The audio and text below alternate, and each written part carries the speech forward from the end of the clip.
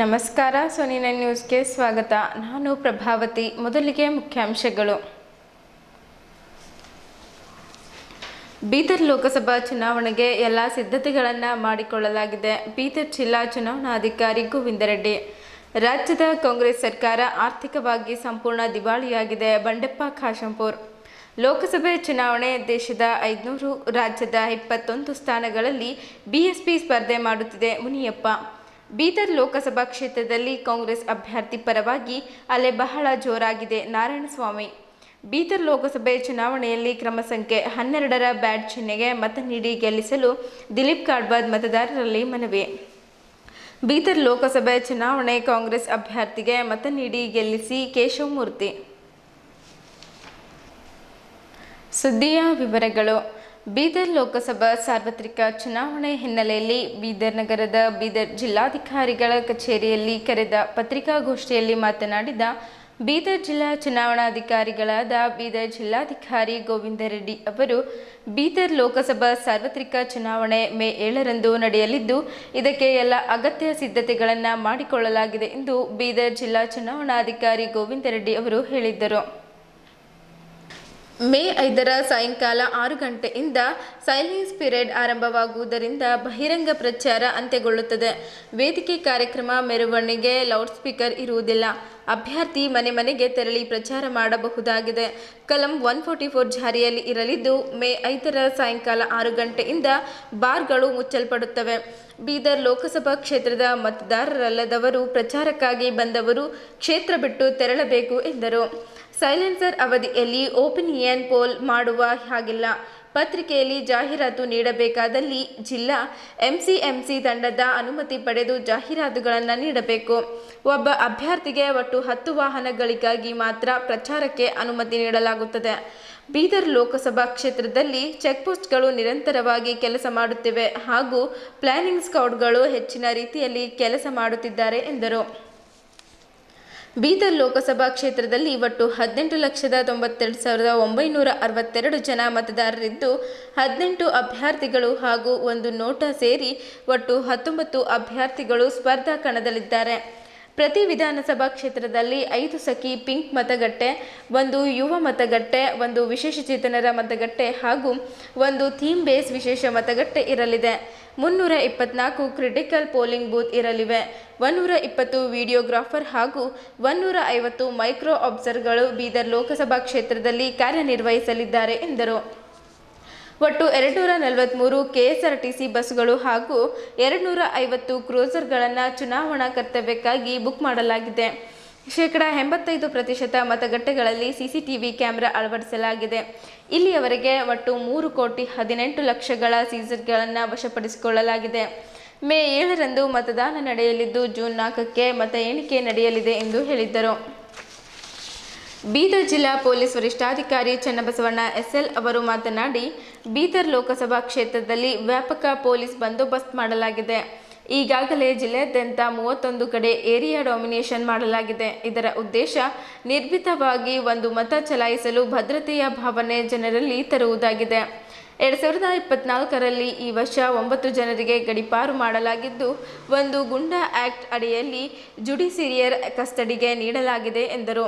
Critical ಹಾಗೂ ಸೂಕ್ಷ್ಮ ಮತಗಟ್ಟೆಗಳಲ್ಲಿ ಶಾಂತಿ ಭಂಗ ಮಾಡುವ 861 ವ್ಯಕ್ತಿಗಳ ವಿರುದ್ಧ ಈಗಾಗಲೇ ಪ್ರಕರಣ ದಾಖಲಿಸಲಾಗಿದೆ ಹಾಗೂ 2331 ಜನರಿಗೆ ಮುಚ್ಚಳಿಕೆ ಬರೆದು ಕೊಡಲಾಗುತ್ತಿದೆ. ಪ್ರತಿ ವಿಧಾನಸಭಾ ಕ್ಷೇತ್ರಗಳ ವ್ಯಾಪ್ತಿಯಲ್ಲಿ ಡಿವೈಎಸ್ಪಿ ಹಂತದ ಅಧಿಕಾರಿಗಳನ್ನು ನಿಯೋಜನೆ ಮಾಡಲಾಗಿದೆ. 1111 ಜನ ಸಿವಿಲ್ ಪೊಲೀಸರು, ಡಿಆರ್ 160 ಜನ, ಕೆಎಸ್ಆರ್ಪಿ 7 ಪ್ಲಾಟೂನ್, 1185 ಜನರು ಹೋಂಗಾರ್ಡ್, ಫಾರೆಸ್ಟ್ 8 ಜನ, ಕೆಎಸ್ಐಎಸ್ಎಫ್ 28 ಜನ ಹಾಗೂ ಸಿಪಿಎಂಎಫ್ನ 36 ಸೆಕ್ಷನ್ಗಳ ಇರಲಿವೆ ಎಂದು ಹೇಳಿದ್ದರು. ಬೀದರ್ ಜಿಲ್ಲಾ ಪಂಚಾಯತ್ ಮುಖ್ಯ ಕಾರ್ಯನಿರ್ವಾಹಕ ಅಧಿಕಾರಿ ಹಾಗೂ ಜಿಲ್ಲಾ ಸ್ವೀಪ್ ಸಮಿತಿ ನೋಡಲ್ ಅಧಿಕಾರಿಗಳಾದ ಡಾಕ್ಟರ್ ಗಿರೀಶ್ ಬದೋಲೆ ಅವರು ಮಾತನಾಡಿ, ಜಿಲ್ಲಾಡಳಿತ ಹಾಗೂ ಜಿಲ್ಲಾ ಸ್ವೀಪ್ ಸಮಿತಿ ಬೀದರ್ ವತಿಯಿಂದ ಬೀದರ್ ಲೋಕಸಭಾ ಕ್ಷೇತ್ರದಲ್ಲಿ 80% ಮತದಾನ ಮಾಡಲು ಹಲವಾರು ಮತದಾನ ಜಾಗೃತಿ ಕಾರ್ಯಕ್ರಮಗಳನ್ನು ಹಮ್ಮಿಕೊಳ್ಳಲಾಗುತ್ತಿದೆ. ಜಿಲ್ಲಾ ತಾಲೂಕು ಹಾಗೂ ಗ್ರಾಮ ಪಂಚಾಯಿತಿ ಮಟ್ಟದಲ್ಲಿ ಕಾರ್ಯಕ್ರಮ ಹಮ್ಮಿಕೊಳ್ಳಲಾಗುತ್ತದೆ. ವಾಕ್ಥಾನ್, ಕ್ರಿಕೆಟ್, ಸೈಕಲ್ ಜಾಥಾ ಹಾಗೂ ಜಿಲ್ಲೆಯ ವಿವಿಧ ವಸತಿ ನಿಲಯಗಳಲ್ಲಿ ರಂಗೋಲಿ, ಪ್ರಬಂಧ ಸ್ಪರ್ಧೆ ಸೇರಿದಂತೆ ಇತರೆ ಹಲವಾರು ಕಾರ್ಯಕ್ರಮಗಳನ್ನು ಹಮ್ಮಿಕೊಳ್ಳಲಾಗುತ್ತಿದೆ ಎಂದು ಹೇಳಿದ್ದರು. ಜಿಲ್ಲೆಯಲ್ಲಿ ಒಟ್ಟು 35,000 ಯುವ ಮತದಾರರಿದ್ದು ಎಲ್ಲರೂ ಮತ ಚಲಾಯಿಸಬೇಕು. ಬೀದರ್ ಲೋಕಸಭಾ ಕ್ಷೇತ್ರದ 103 ಮತಗಟ್ಟೆಗಳಲ್ಲಿ ಕಡಿಮೆ ಮತದಾನದಲ್ಲಿ ಹೆಚ್ಚಿನ ಮತದಾನ ಜಾಗೃತಿ ಕಾರ್ಯಕ್ರಮಗಳನ್ನು ಹಮ್ಮಿಕೊಳ್ಳಲಾಗುತ್ತಿದೆ. ಬೀದರ್ ಲೋಕಸಭಾ ಕ್ಷೇತ್ರದಲ್ಲಿ 48 ವಿಶೇಷ ಮತಗಟ್ಟೆಗಳು ಇರಲಿವೆ. ಒಂದು ಕಡೆ 2-3 ಮತಗಟ್ಟೆ ಇರುವ ಕ್ಲಸ್ಟರ್ಗಳಲ್ಲಿ ಪೋಲಿಂಗ್ ಬೂತ್ ಅಸಿಸ್ಟೆಂಟ್ಗಳನ್ನು ನಿಯೋಜನೆ ಮಾಡಲಾಗುತ್ತದೆ. ಅವರು ಯಾವ ಮತಗಟ್ಟೆಗಳಲ್ಲಿ ಮತದಾರರ ಹೆಸರು ಇದೆ ಎಂಬ ಮಾಹಿತಿಯನ್ನು ಮತದಾರರಿಗೆ ನೀಡುವುದರಿಂದ ಮತದಾರರಿಗೆ ಅನುಕೂಲವಾಗಲಿದೆ. ಈ ಸಲ 80% ಮತದಾನ ಮಾಡುವ ಗುರಿ ನಮ್ಮದಾಗಿದೆ ಎಂದು ಹೇಳಿದ್ದರು. ಈ ಪತ್ರಿಕಾಗೋಷ್ಠಿಯಲ್ಲಿ ಅಪರ ಜಿಲ್ಲಾಧಿಕಾರಿ ಸಿದ್ದರಾಮೇಶ್ವರ್, ಚುನಾವಣಾ ತಹಸೀಲ್ದಾರರಾದ ಅಣ್ಣರಾವ್ ಪಾಟೀಲ್, ವಾರ್ತಾಧಿಕಾರಿ ಜಿ. ಸುರೇಶ್ ಸೇರಿದಂತೆ ಇತರರು ಉಪಸ್ಥಿತರಿದ್ದರು. ಬೀದರ್ ಲೋಕಸಭಾ ಕ್ಷೇತ್ರಕ್ಕೆ ನಡೆಯುವ ಸಾರ್ವತ್ರಿಕ ಚುನಾವಣೆಗೆ ಎಲ್ಲ ಸಿದ್ಧತೆಗಳನ್ನು ಮಾಡಿಕೊಂಡಿದ್ದೇವೆ. ಸರ್ವಸನ್ನದ್ಧರಾಗಿದ್ದೇವೆ. ಎಲ್ಲ ಪೂರ್ವ ತಯಾರಿಗಳು ಅಂತಿಮ ಹಂತದಲ್ಲಿದ್ದೇವೆ. ಎಲ್ಲ ಪೂರ್ವ ತಯಾರಿಗಳು ತೃಪ್ತಿಕರವಾಗಿವೆ. ವಿಶೇಷವಾಗಿ 48 ಗಂಟೆಗಳ ಪೂರ್ವದಲ್ಲಿ ಸೈಲೆನ್ಸ್ ಪೀರಿಯಡ್ ಸ್ಟಾರ್ಟ್ ಆಗ್ತೈತಿ. ಸೊ 48 ಗಂಟೆಗಳು ಅಂದರೆ ಕ್ಲೋಸ್ ಆಫ್ ಪೋಲ್ 7ನೇ ತಾರೀಕು ಸಾಯಂಕಾಲ 6 ಗಂಟೆಯಿಂದ ರಿಟರ್ನ್ 48 ಗಂಟೆಗಳು ಅಂದರೆ 5ನೇ ತಾರೀಕು ರವಿವಾರ ಸಾಯಂಕಾಲ 6 ಗಂಟೆಯಿಂದ ಸೊ ಸೈಲೆನ್ಸ್ ಪೀರಿಯಡ್ ಸ್ಟಾರ್ಟ್ ಆಗ್ತೈತಿ. ಸೈಲೆನ್ಸ್ ಪೀರಿಯಡ್ ಅಂದರೆ ಸೊ ಬಹಿರಂಗ ಪ್ರಚಾರ ಅಂತ್ಯಗೊಳ್ತೈತಿ. ಸೊ ನಾಳೆ ಸಾಯಂಕಾಲ 6 ಗಂಟೆಗೆ ಎಲ್ಲ ರಾಜಕೀಯ ಪಕ್ಷಗಳ ಮತ್ತು ಅಭ್ಯರ್ಥಿಗಳ ಬಹಿರಂಗ ಪ್ರಚಾರ ಅಂತಿಮಗೊಳ್ತೈತಿ.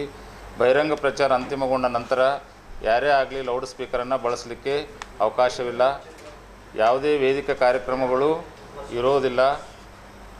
ಯಾವುದೇ ಮೆರವಣಿಗೆಗಳು ಇರೋದಿಲ್ಲ. ಈಗಾಗಲೇ ನಾವು ಸೆಕ್ಷನ್ 144 ಜಾರಿ ಮಾಡಿದ್ದೇವೆ. ಆಮೇಲೆ ಎಕ್ಸೈಸ್ ಡಿಪಾರ್ಟ್ಮೆಂಟ್ನಿಂದ ಈಗಾಗಲೇ ಡ್ರೈ ಡೇಯನ್ನು ಡಿಕ್ಲೇರ್ ಮಾಡಿದ್ದೇವೆ. ಎಲ್ಲ ಬಾರ್ ಮತ್ತು ವೈನ್ ಶಾಪ್ಗಳು ನಾಳೆ ಸಾಯಂಕಾಲ 6 ಗಂಟೆಯಿಂದ ಮುಚ್ಚಿರ್ತವೆ. ಸೊ ಬಹಿರಂಗ ಪ್ರಚಾರ ಅಂತ್ಯಗೊಂಡ ನಂತರ ಸೊ ಅಭ್ಯರ್ಥಿಗಳು ಮನೆ ಮನೆಗೆ ಪ್ರಚಾರವನ್ನು ಮಾಡಲಿಕ್ಕೆ ಅವಕಾಶ ಇದೆ. ಅದು ಮನೆ ಮನೆ ಪ್ರಚಾರ ಮಾಡಲಿಕ್ಕೆ ಮುಂಜಾನೆ 6 ಗಂಟೆಯಿಂದ ಸಾಯಂಕಾಲ 10 ಗಂಟೆ ಅಂದರೆ ರಾತ್ರಿ 10 ಗಂಟೆವರೆಗೆ ಮನೆ ಮನೆಗೆ ತೆರಳಿ ಅವರು ಪ್ರಚಾರ ಮಾಡ್ಬೋದು. ಸೊ ನಾಳೆ ಶನಿವಾರ 5ನೇ ತಾರೀಕು ಸಾಯಂಕಾಲ 6 ಗಂಟೆಯಿಂದ ಮನೆ ಮನೆ ಪ್ರಚಾರ ಆರಂಭಗೊಳ್ತೈತಿ. ವಿಶೇಷವಾಗಿ ಮತದಾರರಲ್ಲದವರು ನಮ್ಮ ಬೀದರ್ ಲೋಕಸಭಾ ಕ್ಷೇತ್ರಕ್ಕೆ ಪ್ರಚಾರ ಮಾಡಲಿಕ್ಕೆ ಬಂದಿದ್ದರೆ ಅವರು ಕಡ್ಡಾಯವಾಗಿ ನಮ್ಮ ಮತಕ್ಷೇತ್ರವನ್ನು ಬಿಟ್ಟು ತೆರಳಬೇಕು. ನಾಳೆ ಸಾಯಂಕಾಲ 6 ಗಂಟೆಗೆ ಅಭ್ಯರ್ಥಿ ಮತ್ತು ಚುನಾವಣೆ ಏಜೆಂಟರನ್ನು ಹೊರತುಪಡಿಸಿ ಅಭ್ಯರ್ಥಿ ಮತ್ತು ಚುನಾವಣೆ ಏಜೆಂಟರು ಯಾರಾದರೂ ಬೇರೆ ಲೋಕಸಭಾ ಕ್ಷೇತ್ರದ ಮತದಾರರಿದ್ದರೆ ಅವರು ಎಕ್ಸಂಪ್ಷನ್ ಇದೆ. ಅಭ್ಯರ್ಥಿ ಮತ್ತು ಚುನಾವಣಾ ಏಜೆಂಟರನ್ನು ಹೊರತುಪಡಿಸಿ ಮತದಾರರಲ್ಲದವರು ಮತಕ್ಷೇತ್ರವನ್ನು ನಾಳೆ ಸಾಯಂಕಾಲ 6 ಗಂಟೆಗೆ ಬಿಟ್ಟು ಹೋಗಬೇಕು. ಯಾವುದೇ ಒಪಿನಿಯನ್ ಪೋಲ್ಸನ್ನು ಪಬ್ಲಿಷ್ ಮಾಡೋಂಗಿಲ್ಲ. ಆಮೇಲೆ ಪ್ರಿಂಟ್ ಮೀಡಿಯಾದಲ್ಲಿ media pre certification compulsory. So print ಮೀಡಿಯಾದಲ್ಲಿ ನಾಳೆ ಸಾಯಂಕಾಲ 6ರಿಂದ ಯಾವುದೇ ಅಡ್ವರ್ಟೈಸ್ಮೆಂಟ್ ಬರಬೇಕಾದ್ರೆ ಜಿಲ್ಲಾ ಮಟ್ಟದಿತ್ತಂದರೆ ನಮ್ಮ ಜಿಲ್ಲಾ ಮಟ್ಟದ MCMC ಕಮಿಟಿಯಿಂದ, ರಾಜ್ಯ ಮಟ್ಟದಲ್ಲಿ ಏನಾರ ಪ್ರಚಾರಗೊಳ್ಳುವ ಅಡ್ವರ್ಟೈಸ್ಮೆಂಟ್ ಇತ್ತಂದರೆ ರಾಜ್ಯ CO ಕಚೇರಿಯಲ್ಲಿರುವ MCMC ಕಮಿಟಿಯ ಪೂರ್ವಾನುಮತಿ ಕಡ್ಡಾಯ. ಸೊ ನಾಳೆ ಸಾಯಂಕಾಲ 6 ನಂತರ ಯಾವುದೇ ಪ್ರಿಂಟ್ ಮೀಡಿಯಾದಲ್ಲಿ ಅಡ್ವರ್ಟೈಸ್ಮೆಂಟ್ ಬರಬೇಕಾದ್ರೆ ರಿಪೀಟ್ ಮಾಡ್ತೀನಿ, ಜಿಲ್ಲಾ ಮಟ್ಟದ ಪತ್ರಿಕೆಗಳಿದ್ದರೆ ನಮ್ಮದು ಜಿಲ್ಲಾ ಮಟ್ಟದ MCMC ತೊಗೋಬೇಕು. ರಾಜ್ಯ ಮಟ್ಟದಿತ್ತಂದರೆ ರಾಜ್ಯ ಮಟ್ಟದ CO ಕಚೇರಿಯಲ್ಲಿ ತೊಗೋಬೇಕು. ಪ್ರಸ್ತುತ ಚುನಾವಣೆಗೆ ಮತ ಚಲಾಯಿಸುವ ಒಟ್ಟು ಮತದಾರರು 18,92,962. ಸೊ ಇದರಲ್ಲಿ 18ರಿಂದ 19 ವರ್ಷ ಒಳಗಿರುವ ವೋಟರ್ಸು 36,533. ಸೊ ನಾವು ಕಾನ್ಸ್ಟಿಟ್ಯೂನ್ಸಿ ವೈಸು ಬ್ರೇಕಪ್ಪನ್ನು ಸಹ ಕೊಟ್ಟಿದ್ವಿ. ಸೊ ಲಾಸ್ಟ್ ಪ್ರೆಸ್ ಮೀಟ್ನಲ್ಲಿ ತಾವು ಅಂತಿಮಗೊಂಡ ಮತದಾರ ಪಟ್ಟಿ ವಿವರಗಳನ್ನು ನೀಡಬೇಕಂತೇಳಿ ಹೇಳಿದ್ರಿ. ಸೊ 18ರಿಂದ 19 ವರ್ಷದ ಒಳಗಿರುವ ಮತದಾರರ ಸಂಖ್ಯೆ 36,533. ಆಮೇಲೆ ಪೋಲಿಂಗ್ ಪರ್ಸನಲ್ಗೆ ಈಗಾಗಲೇ 2 ಬಾರಿ ತರಬೇತಿ ಆಗಿದೆ. ಸೊ ಅವ್ರಿಗೆ ಪೋಲಿಂಗ್ ಪಾರ್ಟಿ ಫಾರ್ಮೇಷನ್ ಸಹ ಆಗಿದೆ. ಸೊ 112% ಪೋಲಿಂಗ್ ಪಾರ್ಟಿಯನ್ನು ನಾವು ತೆಗೆದುಕೊಂಡಿದ್ವಿ. ಸೊ 100% ಅವ್ರು ಪೋಲಿಂಗ್ ಬೂತ್ ಹೋಗ್ತಾರೆ, 12% ಜನ ರಿಸರ್ವ್ನಲ್ಲಿರ್ತಾರೆ. ಸೊ ಯಾರಿಗಾದ್ರೂ ಆರಾಮಿಲ್ಲ, ಏನಾದ್ರು ತೊಂದರೆ ಆಯಿತು ಲಾಸ್ಟ್ ಮಿನಿಟ್ ಅಂದರೆ ರಿಸರ್ವ್ ಸ್ಟಾಫನ್ನು ನಮಗೆ ಸಫಿಷಿಯೆಂಟ್ ಸಂಖ್ಯೆಯಲ್ಲಿ ಇದ್ದಾರೆ. ಆಮೇಲೆ ನೆಕ್ಸ್ಟ್ ಪೇಜ್ನಲ್ಲಿ ನಾವು EDC ಮತ್ತು PBದು ಕೌಂಟನ್ನು ಕೊಟ್ಟಿದ್ವಿ. EDC ಅಂದರೆ ಅವರು ನಮ್ಮ ಜಿಲ್ಲೆಯಲ್ಲೇ ಕೆಲಸ ಮಾಡ್ತಾರೆ, ಅವರು ನಮ್ಮ ಜಿಲ್ಲೆಯೇ ವೋಟರ್ಸ್ ಇರ್ತಾರೆ. ಸೊ ಅವ್ರಿಗೆ ಎಲೆಕ್ಷನ್ ಡ್ಯೂಟಿ ಸರ್ಟಿಫಿಕೇಟನ್ನು ಕೊಟ್ಟಿರ್ತೀವಿ. ಅವರು ಆ ಸರ್ಟಿಫಿಕೇಟನ್ನು ತೋರಿಸಿ ಮತದಾನ ಕೇಂದ್ರದಲ್ಲೇ ವೋಟಿಂಗ್ ಮಷಿನ್ದಲ್ಲೇ ವೋಟ್ ಹಾಕ್ತಾರೆ. ಸೊ ಅಂಥವ್ರು 8702 ಪೋಸ್ಟಲ್ ಬ್ಯಾಲೆಟ್. ಸೊ ಇವರು ನಮ್ಮ ಜಿಲ್ಲೆ ಮತದಾರರು, ಆದರೆ ಇವರು ಬೇರೆ ಜಿಲ್ಲೆಗಳಲ್ಲಿ ಕೆಲಸ ಮಾಡ್ತಿರ್ತಾರೆ. ಸೊ ಇದರಲ್ಲಿ ನಮ್ಗೆ 85+ ಇರುವ senior citizens, PWD voters, essential service, KSRP, ಆಮೇಲೆ ಬೇರೆ ಜಿಲ್ಲೆಗಳಲ್ಲಿ ಇರುವ ನೌಕರರು, ಇವರು 4010 ಮಂದಿ ಇದ್ದಾರೆ. ಸೊ 8702 EDC ತೋರಿಸಿ ಮತದಾನ ದಿನಾಂಕದಿಂದ ಪೋಲಿಂಗ್ ಬೂತ್ನಲ್ಲಿ ವೋಟ್ ಮಾಡ್ತಾರೆ. 4010 ಮಂದಿದು ಬ್ಯಾಲೆಟ್ ಪೇಪರ್ಸು ಇನ್ನು ವೋಟಿಂಗ್ ಆಗಿ ನಮಗೆ ಕಲೆಕ್ಟ್ ಆಗ್ತಾವೆ. ಸೊ ಒಟ್ಟು 11868 ಜನ ಸೊ EDC ಮತ್ತು ಪೋಸ್ಟಲ್ ಬ್ಯಾಲೆಟ್ ಮೂಲಕ ಮತದಾನವನ್ನು ಮಾಡಲಿಕ್ಕೆ ನಾವು ವ್ಯವಸ್ಥೆಯನ್ನು ಮಾಡಿದ್ದೀವಿ. ಸೊ ಇದರಲ್ಲಿ ಎಷ್ಟು ಜನ ಮತದಾರ ಮಾಡ್ತಾರೆ ಅನ್ನೋದು ಪೋಲಿಂಗ್ ಡೇ ನಂತರ ಗೊತ್ತಾಗ್ತದೆ. ಮತ್ತು Karnataka state industrial security force ಏನು ನಮ್ಮ ಬೀದರ್ನಲ್ಲಿ ಬೇಸ್ತಿದೆ, ಅವರು ಕೂಡ ಈ ಒಂದು ಚುನಾವಣೆಯಲ್ಲಿ ಪಾಲ್ಗೊಳ್ತಾ ಇದ್ದಾರೆ, 28 ಜನ. ಮತ್ತು 2 ಕಂಪನಿಯ CRPF ಅಂದರೆ CISF central industrial security force, ಅದು ಏನಂದರೆ ಒಟ್ಟು 36 ಸೆಕ್ಷನ್ಗಳನ್ನು ಅವರು ಏನಂದರೆ ಡಿಪ್ಲಾಯ್ ಮಾಡ್ತಾರೆ, 1+3 ಅಂಥೇಳಿ. ಸೊ ಇಷ್ಟು ಏನಂದರೆ ಇವತ್ತು ಫೋರ್ಸ್ ನಮ್ಮಲ್ಲಿದೆ. ಜೊತೆಗೆ ಪ್ರತಿಯೊಂದು ಕಾನ್ಸ್ಟಿಟ್ಯೂಯೆನ್ಸಿಗೆ ಒಬ್ಬರು DSP ಹಂತದ ಅಧಿಕಾರಿ ಏನಂದರೆ ಇನ್ಚಾರ್ಜ್ ಇರ್ತಾರೆ. ಅವರ ಕೆಳಗಡೆ ಸೂಪರ್ವೈಸರಿ ಮೊಬೈಲ್ ಹೆಡ್ಸ್ ಆಗಿ ಇನ್ಸ್ಪೆಕ್ಟರ್ ರ್ಯಾಂಕ್ನವ್ರು ಇರ್ತಾರೆ. ಆಮೇಲೆ ಪ್ರತಿಯೊಂದು ಸೆಕ್ಟರ್ಗೆ ಏನಂದರೆ PSI ಮತ್ತು ASI ಅವರು ಹೆಡ್ ಇರ್ತಾರೆ. ಸೊ ಇವರು ಏನಂದರೆ ಸುಮಾರು 8 ರಿಂದ 15 ಲೊಕೇಶನ್ಗಳ ಮೇಲೆ ಒಬ್ಬೊಬ್ಬ ಸೆಕ್ಟರ್ ಆಫೀಸರ್ ಇರ್ತಾರೆ. ಸೊ ಅವ್ರ ಮೇಲೆ ಸೂಪರ್ವೈಸರಿ ಇನ್ಸ್ಪೆಕ್ಟರ್ ಇರ್ತಾರೆ, ಅವ್ರ ಮೇಲೆ ಓವರಾಲ್ ಇನ್ಚಾರ್ಜ್ DSP ಒಬ್ಬರು ಪ್ರತಿಯೊಂದು ಕಾನ್ಸ್ಟಿಟ್ಯೂಯೆನ್ಸಿಗೆ ಡಿಪ್ಲಾಯ್ ಮಾಡಲಾಗಿರ್ತದೆ. ಸೊ ಓವರಾಲ್ ಆಗಿ ರ್ಯಾಂಕ್ ವೈಸ್ ಎಲ್ಲನೂ ಸೇರಿಸಿ ನಾವು ಹೇಳೋದಾದರೆ 2349 ಜನ ಅಧಿಕಾರಿ ಸಿಬ್ಬಂದಿಯವರು ಈ ಎಂಟೈರ್ ಎಲೆಕ್ಷನ್ ಪ್ರಾಸೆಸ್ಸಲ್ಲಿ ಭಾಗವಹಿಸ್ತಾರೆ. 2349 ಜನ. ಒಂದು ಕಂಪನಿ ಅಂತಂದರೆ ಅವರು ಸೆಕ್ಷನ್ ಕೊಡ್ತಾರೆ, ಅಂದರೆ 18 ಹಾಫ್ ಸೆಕ್ಷನ್ಸ್ ಅಂತ ಹೇಳ್ತಾರೆ ಅವರು. ಒಂದು ಹಾಫ್ ಸೆಕ್ಷನ್ ಅಂದರೆ 1+3 ಅಂತ, 1 ಹೆಡ್ ಕಾನ್ಸ್ಟೇಬಲ್ +3 ಕಾನ್ಸ್ಟೇಬಲ್ ಅಂತ. ಏನೋ ಪ್ಯಾರಾಮಿಲಿಟರಿ ಫೋರ್ಸ್ ಆಗಲಿ ಅಥವಾ ಅದು ನಮ್ಮ ಇವುದು ಆಗಲಿ, ಏನೋ KSRPನೂ ಆಗಲಿ, KSRP ಕೂಡ ಅದೇ ಥರ ನಾವು ಡಿವೈಡ್ ಮಾಡ್ತೀವಿ. ಪ್ಲಾಟೂನ್ ಅಂತಂದರೆ ಯೂಶ್ವಲಿ 21 ಇರುವಂಥದ್ದು ಒಂದು ಪ್ಲಾಟೂನ್ ಇರ್ತದೆ, 25 ಇರುವಂಥದ್ದು ಒಂದು ಪ್ಲಾಟೂನ್. ಅವಶ್ಯಕವಾಗಿ ರಾತ್ರಿ ಸಮಯದಲ್ಲಿ ಓಡಾಡ್ತಾ ಇದ್ದಾರೆ, ಮಾಡ್ತಾ ಇದ್ದಾರೆ ಅಂಥವ್ರನ್ನೂ ಕೂಡ ಪರಿಶೀಲನೆ ಮಾಡಿ ಅವ್ರ ಮೇಲೆ ಕೂಡ ಏನಂದರೆ ಕಾನೂನು ಕ್ರಮಗಳನ್ನು ಕೂಡ ಜರುಗಿಸ್ತಾ ಇದ್ದೀವಿ. ಸೊ ಇದಿಷ್ಟು ಏನಂದರೆ ಪೊಲೀಸ್ ಇಲಾಖೆಯಿಂದ ಮಾಡಲಾಗಿದೆ. ಒಟ್ಟು ಏನಂದರೆ ಈ ಬಾರಿ ಶಾಂತಿಯುತವಾಗಿ ಮತದಾನ ನಡೀಲಿಕ್ಕೆ ಪೊಲೀಸ್ ಇಲಾಖೆ ಏನೆಲ್ಲ ಕ್ರಮಗಳನ್ನು ತೆಗೆದುಕೋಬೇಕೋ ಅವುಗಳನ್ನು ಮಾಡಲಾಗ್ತದೆ. ಮತ್ತು ಇನ್ನು ಅಕ್ರಮ ಚಟುವಟಿಕೆಗಳ ಬಗ್ಗೆ ಏನಾದರೂ ದೂರುಗಳು ಬಂದಂಥ ಸಂದರ್ಭದಲ್ಲಿ ಫ್ಲೈಯಿಂಗ್ ಸ್ಕ್ವಾಡ್ ಇರ್ತದೆ, ಅದರಲ್ಲಿಯೂ ಕೂಡ ಏನಂದರೆ ಪೊಲೀಸ್ ಅಧಿಕಾರಿಯವರು ಒಬ್ಬರು ಡಿಪ್ಲಾಯ್ಡ್ ಇರ್ತಾರೆ. ಸೊ ಅದನ್ನು ಕೂಡ ಏನಂತಂದರೆ ಆ ಥರದ ಕಂಪ್ಲೇಂಟ್ಗಳನ್ನು ಬಂದಾಗ ಫ್ಲೈಯಿಂಗ್ ಸ್ಕ್ವಾಡು ಅಟೆಂಡ್ ಮಾಡ್ತಾರೆ. ಜೊತೆಗೆ ಪೊಲೀಸ್ ಅಧಿಕಾರಿಗಳು ಮತ್ತು ಬೇರೆ ಇಲಾಖೆ ಎಲ್ಲ ಅಧಿಕಾರಿಗಳು ಕೂಡ ಏನಂದರೆ ಹೋಗಿ ಅಟೆಂಡ್ ಮಾಡಲಿಕ್ಕೆ ಎಲ್ಲ ಕ್ರಮಗಳನ್ನು ನಾವು ತೆಗೆದುಕೊಂಡಿದ್ದೀವಿ.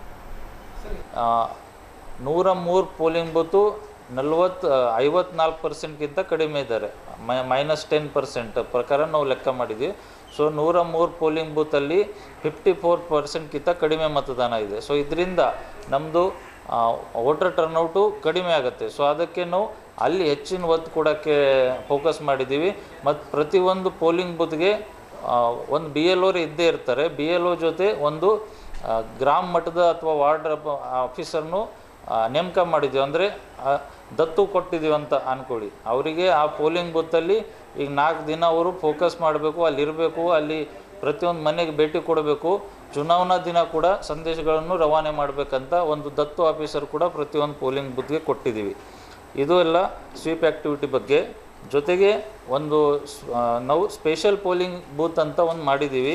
ಅದರಲ್ಲಿ ಪ್ರತಿಯೊಂದು ಅಸೆಂಬ್ಲಿ ಕಾನ್ಸ್ಟಿಟ್ಯೂನ್ಸಿಗೆ 5 ಸಖಿ ಬೂತ್ ಇರುತ್ತೆ. So it will be manage by woman polling personal. ಅಲ್ಲೆಲ್ಲ ಮಹಿಳೆಯರು ಇರ್ತಾರೆ. ಮತ್ತು ಪ್ರತಿಯೊಂದು ಅಸೆಂಬ್ಲಿ ಕಾನ್ಸ್ಟಿಟ್ಯೂನ್ಸಿಗೆ ಒಂದು PWD ಬೂತ್ ಇರ್ತಾರೆ, ಎಲ್ಲರೂ ವಿಶೇಷ ಚೇತನರು ಇರ್ತಾರೆ. ಮತ್ತು ಪ್ರತಿಯೊಂದು ಅಸೆಂಬ್ಲಿ ಕಾನ್ಸ್ಟಿಟ್ಯೂನ್ಸಿಗೆ ಒಂದು ಯೂತ್ ಪೋಲಿಂಗ್ ಬೂತ್ ಇರುತ್ತೆ, ಅಲ್ಲೆಲ್ಲ ಯಂಗ್ ವೋಟರ್ಸ್ ಇರ್ತಾರೆ, ಪೋಲಿಂಗ್ ಪರ್ಸನಲ್ ಎಲ್ಲ ಯಂಗ್ ವೋಟರ್ಸ್ ಇರ್ತಾರೆ. ಮತ್ತು ಒಂದು ಥಿಮ್ಯಾಟಿಕ್, ಇದೆಲ್ಲ ಸೇರಿ 48 ಪೋಲಿಂಗ್ ಬೂತು ನಮ್ಮಲ್ಲಿ ಸ್ಪೆಷಲ್ ಪೋಲಿಂಗ್ ಬೂತನ್ನು ಇರುತ್ತೆ. ಈಗ ಅಲ್ಲಿ ನಾವು ಸಖಿ ಪೋಲಿಂಗ್ ಬೂತಲ್ಲಿ ಒಂದು ಪೇಂಟಿಂಗು, ಡ್ರಾಯಿಂಗು ಮಾಡ್ತೀವಿ. PWD ಬೂತಲ್ಲೂ ಕೂಡ ಡ್ರಾಯಿಂಗ್ ಮಾಡ್ತೀವಿ. ವಿಶೇಷ ಚೇತನರಿಗೆ ಏನು ನಾವು ಸವಲತ್ತುಗಳ ಅನುಕೂಲತೆ ಮಾಡ್ತಾಯಿದ್ದೀವಿ ಅದರೆಲ್ಲ ಪೇಂಟಿಂಗ್ ಮಾಡ್ತೀವಿ. ಜೊತೆಗೆ ಯಂಗ್ ವೋಟರ್ಸಲ್ಲಿ ಕೂಡ ಅಲ್ಲಿ ಪೇಂಟಿಂಗ್ಗಳು ಮಾಡ್ತೀವಿ. ಯಂಗ್ ವೋಟರ್ಸ್ಗೆ ಈಗ ನಾವು ಎಜುಕೇಷನಲ್ಲಿ ಏನು ಮುಂದೆ ಹೋಗ್ತಾ ಇದೀವೋ ಎಲ್ಲ ಥಿಮ್ಯಾಟಿಕ್ ಪೇಂಟಿಂಗ್ ಇರುತ್ತೆ. ಮತ್ತು ಥೀಮ್ ಬೇಸ್ಡ್ ಪೋಲಿಂಗ್ ಬೂತ್ ಮಾಡ್ತಾಯಿದ್ವಿ. ಕಳೆದ MLA ಚುನಾವಣೆಯಲ್ಲಿ ಒಂದು ZPಯಲ್ಲಿ ಪೋಲಿಂಗ್ ಬೂತ್ ಇದೆ, ಅಲ್ಲಿ ಬಿದ್ರಿ ಆರ್ಟ್ನು ಮಾಡಿದರು. ಈ ಸಲ ಪ್ರತಿಯೊಂದು ಅಸೆಂಬ್ಲಿ ಕಾನ್ಸ್ಟಿಟ್ಯೂನ್ಸಿಗೆ ಒಂದಂತ ಮಾಡ್ತೀವಿ. ಸೊ ಬೀದರ್ ಸೌತ್ಗೆ ಬೀದರ್ ಕೋಟೆ ಅಂತ ಒಂದು ಥೀಮ್ ಮಾಡಿದ್ದೀವಿ. ಜೊತೆಗೆ ಔರಾದ್ಗೆ ಫಾರೆಸ್ಟ್ ಕಮ್ ಗ್ರೀನ್ರಿ, ಈಗ ಅಲ್ಲಿ ಫಾರೆಸ್ಟ್ ಕಡಿಮೆ ಇರೋದ್ರಿಂದ ಒಂದು ಒತ್ತು ಕೊಡೋಕ್ಕೆ ಫಾರೆಸ್ಟ್ ಕಮ್ ಗ್ರೀನ್ ಪೋಲಿಂಗ್ ಬೂತನ್ನು ಮಾಡಿದ್ದೀವಿ. ಬಾಲ್ಕಿಯಲ್ಲಿ ಕಾರಂಜ ಡ್ಯಾಮ್ ಅಂತ ಥೀಮ್ ಇಟ್ಕೊಂಡಿದ್ದೀವಿ. ಮತ್ತು ಬಸವ ಕಲ್ಯಾಣಲ್ಲಿ ಅನುಭವ ಮಂಟಪ ಅಂತ ಇಟ್ಕೊಂಡಿದ್ದೀವಿ. ಮತ್ತು ಹುಮನಾಬಾದಲ್ಲಿ ಒಂದು ಜಲಸಾಂಗ್ವಿಯಲ್ಲಿ ಒಂದು ಆರ್ಕಿಯಾಲಜಿಕಲ್ ಸೈಟ್ ಇದೆ, ಅದರದ್ದು ಒಂದು ಗೇಟ್ ಥರ ಮಾಡ್ತಾಯಿದ್ದೀವಿ. ಬೀದರ್ ನಗರದ ಬೀದರ್ ಜಿಲ್ಲಾ ಪತ್ರಿಕಾ ಭವನದಲ್ಲಿ ಕರೆದ ಸುದ್ದಿಗೋಷ್ಠಿಯಲ್ಲಿ ಮಾತನಾಡಿದ ಮಾಜಿ ಸಚಿವರಾದ ಬಂಡೆಪ್ಪ ಕಾಶಂಪುರ್ ಅವರು, ಮುಖ್ಯಮಂತ್ರಿ ಸಿದ್ದರಾಮಯ್ಯನವರ ನೇತೃತ್ವದ ಕಾಂಗ್ರೆಸ್ ಸರ್ಕಾರ ಆರ್ಥಿಕವಾಗಿ ಸಂಪೂರ್ಣ ದಿವಾಳಿಯಾಗಿದೆ. ಗ್ಯಾರಂಟಿ ಯೋಜನೆಗಳ ಜಾರಿಗೆ 58 ಕೋಟಿ ರೂಪಾಯಿ ವೆಚ್ಚಕ್ಕಾಗಿ ರಾಜ್ಯ ಸರ್ಕಾರ 1,06,000 ಕೋಟಿ ರೂಪಾಯಿ ಸಾಲ ಮಾಡಿದೆ. 5 ಗ್ಯಾರಂಟಿಗಳಲ್ಲಿ ರಾಜ್ಯದ ರೈತರಿಗಾಗಿ ಒಂದೇ ಒಂದು ಗ್ಯಾರಂಟಿ ಇಲ್ಲ ಎಂದು ಹೇಳಿದರು. ಬೀದರ್ ಲೋಕಸಭಾ ಕ್ಷೇತ್ರದ ಬೀದರ್ ಜಿಲ್ಲೆಯ ಅಭಿವೃದ್ಧಿಗೆ NDA ಅಭ್ಯರ್ಥಿಯಾಗಿರುವ ಕೇಂದ್ರ ಸಚಿವ ಭಗವಂತ್ ಖೂಬರ್ ಅವರು ಗೆಲ್ಲುವುದು ಅಗತ್ಯವಾಗಿದೆ. ಭಗವಂತ್ ಖೂಬರ್ ಅವರು ಈಗಾಗಲೇ 2 ಬಾರಿ ಸಂಸದರಾಗಿ ಕೇಂದ್ರ ಸಚಿವರಾಗಿ ಸಾಕಷ್ಟು ಅಭಿವೃದ್ಧಿ ಕೆಲಸಗಳನ್ನು ಮಾಡಿದ್ದಾರೆ. ಕ್ಷೇತ್ರದ ಇನ್ನಷ್ಟು ಅಭಿವೃದ್ಧಿಗೆ ಖೂಬರ್ ಅವರನ್ನು ಗೆಲ್ಲಿಸಿಕೊಂಡು ಬರಬೇಕಾಗಿದೆ ಎಂದರು. ದೇವೇಗೌಡರು ಮೋದಿಯವರ ಕೈಯಲ್ಲಿ ದೇಶ ಇರಬೇಕು ಎಂದು ಕರೆ ಕೊಟ್ಟಿದ್ದಾರೆ. ದೇವೇಗೌಡರ ನಿರ್ಧಾರದಿಂದ ಕರ್ನಾಟಕದಲ್ಲಿ ಒಂದು ರೀತಿಯ ಸಂಚಲನ ಸೃಷ್ಟಿಯಾಗಿದೆ. ನಾನು ಬಿಜೆಪಿ ಮತ್ತು ಕಾಂಗ್ರೆಸ್ ಜೊತೆಗಿನ ಮೈತ್ರಿಯ ಸಂದರ್ಭದಲ್ಲಿ ಮಂತ್ರಿಯಾಗಿ ಕೆಲಸ ಮಾಡಿದ್ದೇನೆ. ಬಿಜೆಪಿ ಜೊತೆಗೆ ಸರ್ಕಾರ ಮಾಡಿದ್ದಾಗ ಇದಷ್ಟು ಉತ್ತಮ ವಾತಾವರಣ ಕಾಂಗ್ರೆಸ್ ಜೊತೆಗಿನ ಮೈತ್ರಿಯಲ್ಲಿ ಇರಲಿಲ್ಲ. ಈಗಿನ ಮೈತ್ರಿಯಲ್ಲಿ ಬಿಜೆಪಿ JDS ಮುಖಂಡರು, ಕಾರ್ಯಕರ್ತರು ಎಲ್ಲರೂ ಒಂದಾಗಿ ಕೆಲಸ ಮಾಡುತ್ತಿದ್ದೇವೆ. ಕಾಂಗ್ರೆಸ್ಸಿನ ಗ್ಯಾರಂಟಿಗಳು ವಿಫಲವಾಗಿವೆ. ಕಾಂಗ್ರೆಸ್ ಸರ್ಕಾರದ ಮೊದಲ ಗ್ಯಾರಂಟಿ ಅನ್ನಭಾಗ್ಯದ ಮೂಲಕ ಹಸಿವು ನೀಗಿಸುವ ನಿಟ್ಟಿನಲ್ಲಿ 10 kg ಅಕ್ಕಿ ಬಡವರಿಗೆ ಕೊಡುತ್ತೇವೆ ಎಂದಿದ್ದಾರೆ. ಆದರೆ ಮೋದಿ ಅವರು ಕೊಡುತ್ತಿರುವ 5 kg ಅಕ್ಕಿಯೇ ನಮ್ಮದು ಎಂದು ಹೇಳಿಕೊಳ್ಳುತ್ತಿದ್ದಾರೆ. ಭಗವಂತ್ ಖೂಬರ್ ಅವರು 2ನೇ ಬಾರಿಗೆ ಸಂಸದರಾಗಿ ಬೀದರ್ನಿಂದ 1ನೇ ಬಾರಿಗೆ ಕೇಂದ್ರ ಸಚಿವರಾಗಿದ್ದಾರೆ. ಈಗ ಅವರು 3ನೇ ಬಾರಿಗೆ ಸ್ಪರ್ಧೆ ಮಾಡಿದ್ದಾರೆ. ಅವರು ಒಳ್ಳೆಯ ಕೆಲಸ ಮಾಡಿದ್ದಾರೆ. ಸಾಮಾನ್ಯ ಜನರಿಗೆ ಸಿಗುತ್ತಾರೆ ಎಂಬುದು ಜನರಿಗೆ ಗೊತ್ತಿದೆ. ಇತ್ತೀಚೆಗೆ ನಾವು ಎಲ್ಲ ಸಮಾಜದ ಸಮಾವೇಶಗಳನ್ನು ಮಾಡಿದ್ದೇವೆ. ಎಲ್ಲರೂ ಖೂಬರ್ ಅವರಿಗೆ ಬೆಂಬಲ ನೀಡಿದ್ದಾರೆ. ಈ ಖೂಬರ್ ಅವರನ್ನು ಗೆಲ್ಲಿಸುವ ಮೂಲಕ ನಾವು ಅವರೊಂದಿಗೆ ಅಭಿವೃದ್ಧಿ ಕೆಲಸಗಳನ್ನು ಮಾಡಬೇಕಾಗಿದೆ. ಹಾಗಾಗಿ ಬೀದರ್ ಲೋಕಸಭಾ ಕ್ಷೇತ್ರದ ಜನರು ಭಗವಂತ್ ಖೂಬರ್ ಅವರನ್ನು 3ನೇ ಬಾರಿಗೆ ಗೆಲ್ಲಿಸಿ ನರೇಂದ್ರ ಮೋದಿ ಅವರ ಕೈ ಬಲಪಡಿಸಬೇಕು ಮತ್ತು ಬೀದರ್ ಜಿಲ್ಲೆಯ ಅಭಿವೃದ್ಧಿಗೆ ನಾಂದಿ ಆಡಬೇಕು ಎಂದು ಮಾಜಿ ಸಚಿವರಾಗಿರುವ ಬಂಡೆಪ್ಪ ಕಾಶಂಪುರ್ ಅವರು ಮನವಿ ಮಾಡಿದ್ದರು. ಪ್ರಜ್ವಲ್ ರೇವಣ್ಣರವರು ಪೆನ್ಡ್ರೈವ್ ವಿಚಾರವಾಗಿ ಪ್ರತಿಕ್ರಿಯೆ ನೀಡಿದ ಅವರು, ತಪ್ಪು ಮಾಡಿದರೆ ಶಿಕ್ಷೆ ಆಗಬೇಕು ಎಂದು ನಾವು ಹೇಳಿದ್ದೇವೆ. ಈಗಾಗಲೇ ಕೇಸ್ SITಗೆ ಕೊಟ್ಟಿದ್ದಾರೆ. ಅದನ್ನು ನಾವು ಸ್ವಾಗತಿಸಿದ್ದೇವೆ. ಅವರು ಏನೇನು ಕ್ರಮ ಕೈಗೊಳ್ಳುತ್ತಾರೆ ಎಂದು ಕಾಯ್ದು ನೋಡೋಣ ಎಂದರು. ಹಿಂದೆ ನಮ್ಮ ಬೀದರ್ ದಕ್ಷಿಣ ವಿಧಾನಸಭಾ ಕ್ಷೇತ್ರದಲ್ಲಿ ಬಿಜೆಪಿಗೆ ಲೀಡ್ ಹಿಂದೆ ನಮ್ಮ ಬೀದರ್ ದಕ್ಷಿಣ ವಿಧಾನಸಭಾ ಕ್ಷೇತ್ರದಲ್ಲಿ ಬಿಜೆಪಿಗೆ ಲೀಡ್ ಕೊಟ್ಟಿಲ್ಲ. ಈ ಸಲ ನಮ್ಮ ಕ್ಷೇತ್ರದಲ್ಲಿ ಖೂಬರ್ ಅವರಿಗೆ ಲೀಡ್ ಕೊಡುತ್ತೇವೆ. JDSನಿಂದ ಯಾರು ಕೂಡ ಕಾಂಗ್ರೆಸ್ಗೆ ಹೋಗಲ್ಲ. ಚುನಾವಣೆ ಮುಗಿದ ಬಳಿಕ ಕಾಂಗ್ರೆಸ್ನವರೇ ನಮ್ಮ ಕಡೆಗೆ ಬರ್ತಾರೆ. ಸಿದ್ದರಾಮಯ್ಯರವರು JDSನಲ್ಲಿ ಇದ್ದಾಗ ಸೋನಿಯಾ ಗಾಂಧಿಯವರಿಗೆ ಎಷ್ಟು ಬಾರಿ ಬೈದಿದ್ರು. ಈಗ ಯಾಕೆ ಸೋನಿಯಾ ಗಾಂಧಿಯವರು ಪರವಾಗಿ ಮಾತಾಡ್ತಿದ್ದಾರೆ? ಸಮಯಾನುಸಾರ ಕೆಲವು ಬದಲಾವಣೆಯಾಗುತ್ತವೆ. ನಾವು ಚುನಾವಣೆಗಿಂತ ಮೊದಲು ಮೈತ್ರಿ ಮಾಡಿಕೊಂಡಿದ್ದರೆ ನಾವೇ ಸರ್ಕಾರ ಮಾಡುತ್ತಿದ್ದೆವು. ಈ ಮೈತ್ರಿ ಇಲ್ಲಿಗೆ ನಿಲ್ಲಲ್ಲ. ವಿಧಾನಸಭಾ ಚುನಾವಣೆವರೆಗೂ ಮುಂದುವರಿಯುತ್ತದೆ ಎಂದು ಮಾಧ್ಯಮದವರ ಪ್ರಶ್ನೆಗಳಿಗೆ ಉತ್ತರಿಸಿದರು. ಗೊಂಡಕುರುಬ ವಿಷಯದಲ್ಲಿನ ಸಮಸ್ಯೆ ಮೊದಲಿನಿಂದಲೂ ಇದೆ. ಕಳೆದ ಲೋಕಸಭಾ ಅವಧಿಯಲ್ಲಿ ನಾನು ರಘುನಾಥ್ ರಾವ್ ಮಲ್ಕಾಪುರ್ ಅವರೊಂದಿಗೆ ಸೇರಿ ಅನೇಕರು ಕೇಂದ್ರ ಸರ್ಕಾರದ ಬಳಿಗೆ ಹೋಗಿದ್ದೇವೆ. ಈ ಹಿಂದೆ UPA ಸರ್ಕಾರವಿದ್ದಾಗ ಯಾರು ಕೂಡ ನಮ್ಮನ್ನು ದೆಹಲಿಗೆ ಕರೆದುಕೊಂಡು ಹೋಗಿರಲಿಲ್ಲ. ಆದರೆ ಖೂಬಾರ್ ಅವರು ಸಂಸದರಾದ ಬಳಿಕ ಸಚಿವರಾದ ಬಳಿಕ ಈ ವಿಷಯದಲ್ಲಿ ಅವರು ನಮಗೆ ಸ್ಪಂದಿಸಿದ್ದಾರೆ. ಪಾರ್ಲಿಮೆಂಟ್ನಲ್ಲಿ ಖೂಬಾರ್ ಅವರು ಜೋಶಿಯವರ ನಮಗೆ ಈ ವಿಷಯದಲ್ಲಿ ಸ್ಪಂದಿಸಿದ್ದಾರೆ. ಹಿಂದಿನ ಮುಖ್ಯಮಂತ್ರಿ ಬಸವರಾಜ ಬೊಮ್ಮಾಯಿಯವರು ಕೂಡ ನಮಗೆ ಸ್ಪಂದಿಸಿದ್ದಾರೆ. ನಾನು ಅಮಿತ್ ಶಾ ಅವರಿಗೆ ಕೂಡ ಮನವಿ ಮಾಡಿದ್ದೇನೆ ಎಂದರು. ರಾಹುಲ್ ಗಾಂಧಿ ಕ್ಷೇತ್ರ ಬದಲಾವಣೆ ಮಾಡುತ್ತಿರುವುದು ಕಾಂಗ್ರೆಸ್ನ ಪರಿಸ್ಥಿತಿಯನ್ನು ತೋರಿಸುತ್ತದೆ. ಅದು ಕಾಂಗ್ರೆಸ್ನ ದುಸ್ಥಿತಿಯಾಗಿದೆ. ದೇಶದಲ್ಲಿ ಈಗಾಗಲೇ ಕಾಂಗ್ರೆಸ್ ಮುಳುಗಿ ಹೋಗಿದೆ, ಇನ್ನು ಕೆಲ ಹಂತಕ್ಕೆ ಹೋಗುತ್ತೆ. UPಯಲ್ಲಿಯೇ ಕಾಂಗ್ರೆಸ್ ತನ್ನ ಅಸ್ತಿತ್ವ ಕಳೆದುಕೊಂಡಿದೆ. UP ಕಾಂಗ್ರೆಸ್ನ ತವರು ಮನೆಯಾಗಿದೆ. ತವರು ಮನೆಯಲ್ಲಿಯೇ ದಿಕ್ಕಿಲ್ಲದಂತಾಗಿದೆ. ರಾಹುಲ್ ಗಾಂಧಿ ಎಲ್ಲೆಲ್ಲೂ ಹೋಗಿದ್ದಾರೆ, ಅಲ್ಲಲ್ಲಿ ಕಾಂಗ್ರೆಸ್ ಸೋತಿದೆ. ರಾಜ್ಯದಲ್ಲಿ ಕೂಡ ಸೋಲುತ್ತದೆ. ಕಾಂಗ್ರೆಸ್ನವರು ಹಣಬಲ ಅಧಿಕಾರ ಬಲದೊಂದಿಗೆ ಚುನಾವಣೆ ಮಾಡುತ್ತಿದ್ದಾರೆ. ಬೇರೆ ಪಕ್ಷದವರನ್ನು ಅಧಿಕಾರ ಬಲ ಹಣಬಲದಿಂದ ಸೆಳೆಯುತ್ತಿದ್ದಾರೆ ಎಂದು ಬಂಡೆಪ್ಪ ಖಾಶಂಪುರ್ ಅವರು ಆರೋಪಿಸಿದ್ದರು. ಈ ಸುದ್ದಿಗೋಷ್ಠಿಯಲ್ಲಿ ಬಿಜೆಪಿ ಬೀದರ್ ಜಿಲ್ಲಾಧ್ಯಕ್ಷರಾದ ಸೋಮನಾಥ್ ಪಾಟೀಲ್, ಸೂರ್ಯಕಾಂತ್ ನಾಗಮಾರ್ಪಳ್ಳಿ, JDS ಬೀದರ್ ಜಿಲ್ಲಾಧ್ಯಕ್ಷರಾದ ಸುರೇಶ್ ಪಾಟೀಲ್ ಸೋಲ್ಪುರ್, ಬಿಜೆಪಿ ಮುಖಂಡರಾದ ಬಾಬು ವಾಲಿ, JDS ನಾಯಕರಾದ ಬಸವರಾಜ್ ಪಾಟೀಲ್ ಹಾರೂರ್ಗೇರಿ, ಪೀರಪ್ಪ ಯರ್ನಳ್ಳಿ, ಶಶಿ ಹೊಸಳ್ಳಿ, ಶಿವಕುಮಾರ್, ಅಶೋಕ್ ಕೋಡ್ಗೆ, ಬಸವರಾಜ್ ಪವರ್ ಸೇರಿದಂತೆ ಇತರರು ಇದ್ದರು. ಯಾಕ್ರಿ ಸುಳ್ಳು ಹೇಳಬೇಕಾಗಿತ್ತು ನೀವು? 58,000 55,000 ಕೋಟಿ ಗ್ಯಾರಂಟಿ ಕೊಡ್ಲಾಕ 1,09,000 ಕೋಟಿ ಸಾಲ ಮಾಡಿಲ್ವಾ ನೀವು? ಹೇಳ್ರಿ. ಇವೆಲ್ಲ ನೋಡಿದರೆ ನನ್ನ ದೃಷ್ಟಿಯಲ್ಲಿ ರಾಜ್ಯ ಸರ್ಕಾರ ಆರ್ಥಿಕತೆ ದಿವಾಳಿ ಎದ್ದುಗೆ ದಿವಾಳಿ.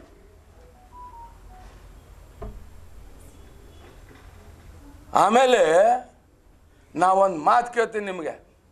ನಮ್ಮ ದೇಶ, ನಮ್ಮ ಕರ್ನಾಟಕ ಯಾರ್ದು? ರೈತರದು. 70% ನಾವು ರೈತರು. 70% ರೈತರಿಗೆ ಯಾವುದು ಗ್ಯಾರಂಟಿ ಇದೆ ಹೇಳ್ರಿ? 5 ಗ್ಯಾರಂಟಿ ಇದೆ. ರೈತರ ಗ್ಯಾರಂಟಿ ಯಾವುದು ಬೇಕಲ್ಲ? ಪಾಪ ಬರಗಾಲಿನಿಂದ ತತ್ತರಿಸ್ತಾ ಇದ್ದಾರೆ ಜನ. ಮೊದಲನೇ ಸರ್ಕಾರ ನಾನು ನೋಡ್ತಾ ಇದ್ದೀನಿ ಇಂಥ ಒಂದು ಕಮ್ಜೋರ್, ಗೊತ್ತಾಯ್ತಾ? ಯಾರು ನಾವು 2 ಬಾರಿ ಸರ್ಕಾರನಲ್ಲಿ ಇದ್ದವರಿದ್ದೀವಿ. 2006ರಲ್ಲಿ ರೈತರು ಸಂಕಷ್ಟ ಇದ್ದಾರೆ ಅಂತ ಅಂದರೆ ಸಾಲ ಮನ್ನಾ ಮಾಡಿದ್ವಿ. ಅವತ್ತು ಯಡಿಯೂರಪ್ಪ ಉಪಮುಖ್ಯಮಂತ್ರಿಗಳು. UPA ಸರ್ಕಾರ ಇತ್ತು. ನಾವು ಹೋಗಿ ಅವ್ರ ಕೈ ಚಾಚಿಲ್ಲ, ನಮ್ಗೆ ಕೊಡ್ರಿ, ನಮ್ಮ ರೈತರಿಗೆ ಸಾಲ ಮನ್ನಾ ಮಾಡೋದಿದೆ ಅಂತೇಳಿ. 2018-14 ತಿಂಗಳ ಒಳಗಡೆ 25,000 ಕೋಟಿ ಮನ್ನಾ ಮಾಡಿದ್ದೀವಿ ನಾವು. Cooperative 1 lakh, national bank 2 lakh. ನಾವು ಕೇಂದ್ರ ಸರ್ಕಾರದಿಂದ ಕುಮಾರಸ್ವಾಮಿ ಅವ್ರು ತಂದು ಮನ್ನಾ ಮಾಡಿಲ್ಲ. ನೀವು ಬರೇ ರೈತರ ಬರಗಾಲ ಕಡೆಯಿಂದ 18,000 ಕೋಟಿ ಅದು ಕೊಡೋದಕ್ಕೆ ಎಷ್ಟ್ರಿ ನಾಟಕ ಮಾಡ್ತಾ ಇದ್ದೀರಾ ನೀವು? ಬೊಕ್ಕಸ್ನಲ್ಲಿ ಇಲ್ವಾ ನಿಮ್ಗೆ? ಸರ್ಕಾರ ನಡೆಸ್ಲಿಕ್ಕೆ ಆಗಲ್ವಾ? ರೈತರ ಕಷ್ಟ ನಿಮಗೆ ಗೊತ್ತಾಗ್ತಾ ಇಲ್ವಾ? ಅದರಲ್ಲಿ ಕೇಂದ್ರ ಸರ್ಕಾರದವ್ರು 3,400 ಕೊಟ್ಟಿರಬೇಕು, ಮತ್ತು ಪ್ರತಿಭಟನೆ ಮಾಡ್ತಾರೆ ಇವರು ವಿಧಾನಸೌಧ ಎದುರುಗಡೆ. ಯಾರಿಗೆ ಹೇಳ್ಬೇಕಲ್ಲತ್ತೀರಿ? ಈಗೇನಾಗಿದೆ? ಅವ್ರ ಗ್ಯಾರಂಟಿಗಳ ಮ್ಯಾಗ ಅವ್ರಿಗೆ ವಿಶ್ವಾಸ ಇಲ್ಲ. ಗೊತ್ತಾಗ್ಬಿಟ್ಟಿದೆ. ಈ ಯಾಕಂದ್ರೆ ಇಂಟೆಲಿಜೆನ್ಸ್ ಅವ್ರ ಬಲ್ಲಿದೆ. ಬೀದರ್ ಹಿಡ್ಕೊಂಡು ಚಾಮರಾಜನಗರ ತನಕ ಯಾವ್ಯಾವ ಹಳ್ಳಿಯಲ್ಲಿ ಏನೇನು ನಡೀತಾ ಇದೆ, ನಮ್ಮ ಗ್ಯಾರಂಟಿ ಓಡ್ತಾ ಇಲ್ಲ, ಮೋದಿ ಗಾಡಿ ಓಡ್ತಾ ಇದೆ ಅಂಬ ನಿಟ್ಟಿನಲ್ಲಿ ಏನು ಮಾಡಿದ್ರು ಇವರು? ಚಂಬು ತೊಗೊಂಡು ಬಂದರು ಇವರು. ಚಂಬು ಏನು ಚಂಬದು ಹೇಳಿ? ಡೈವರ್ಟ್ ಮಾಡ್ಬೇಕು. ಇಶ್ಯೂ ಏನದಲ್ಲ, ಡೈವರ್ಟ್ ಮಾಡ್ಬೇಕು. ಕೇಂದ್ರ ಸರ್ಕಾರದವ್ರು ನಮಗೆ ಬರಗಾಲ ಕೊಡ್ತಾ ಇಲ್ಲ, GST ಇದು ನಮ್ಗೆ ಕೊಡ್ತಾ ಇಲ್ಲ. ಹೌದು ಸ್ವಾಮಿ, GST ಹೊಸದಾಗಿ ಬಂದೆ. ಹಿಂದೆ ನಿಮಗೆ ಆರ್ಥಿಕತೆ ನಿಮ್ಮದು UPA ಆಮೇಲೆ ಹಿಂದಿನ ಸರ್ಕಾರಗಳೆಲ್ಲ ಅಷ್ಟು ದಿವಸ ನೀವು ಸರ್ಕಾರಗಳು ಮಾಡಿದ್ರಲ್ಲ, ನಮ್ಮ ರಾಜ್ಯದಿಂದ ಎಷ್ಟು ಕಟ್ಟಿದ್ದೀವಿ, ಎಷ್ಟು ವಾಪಸ್ ಕೊಟ್ಟಿರಿ ಹೇಳ್ರಿ?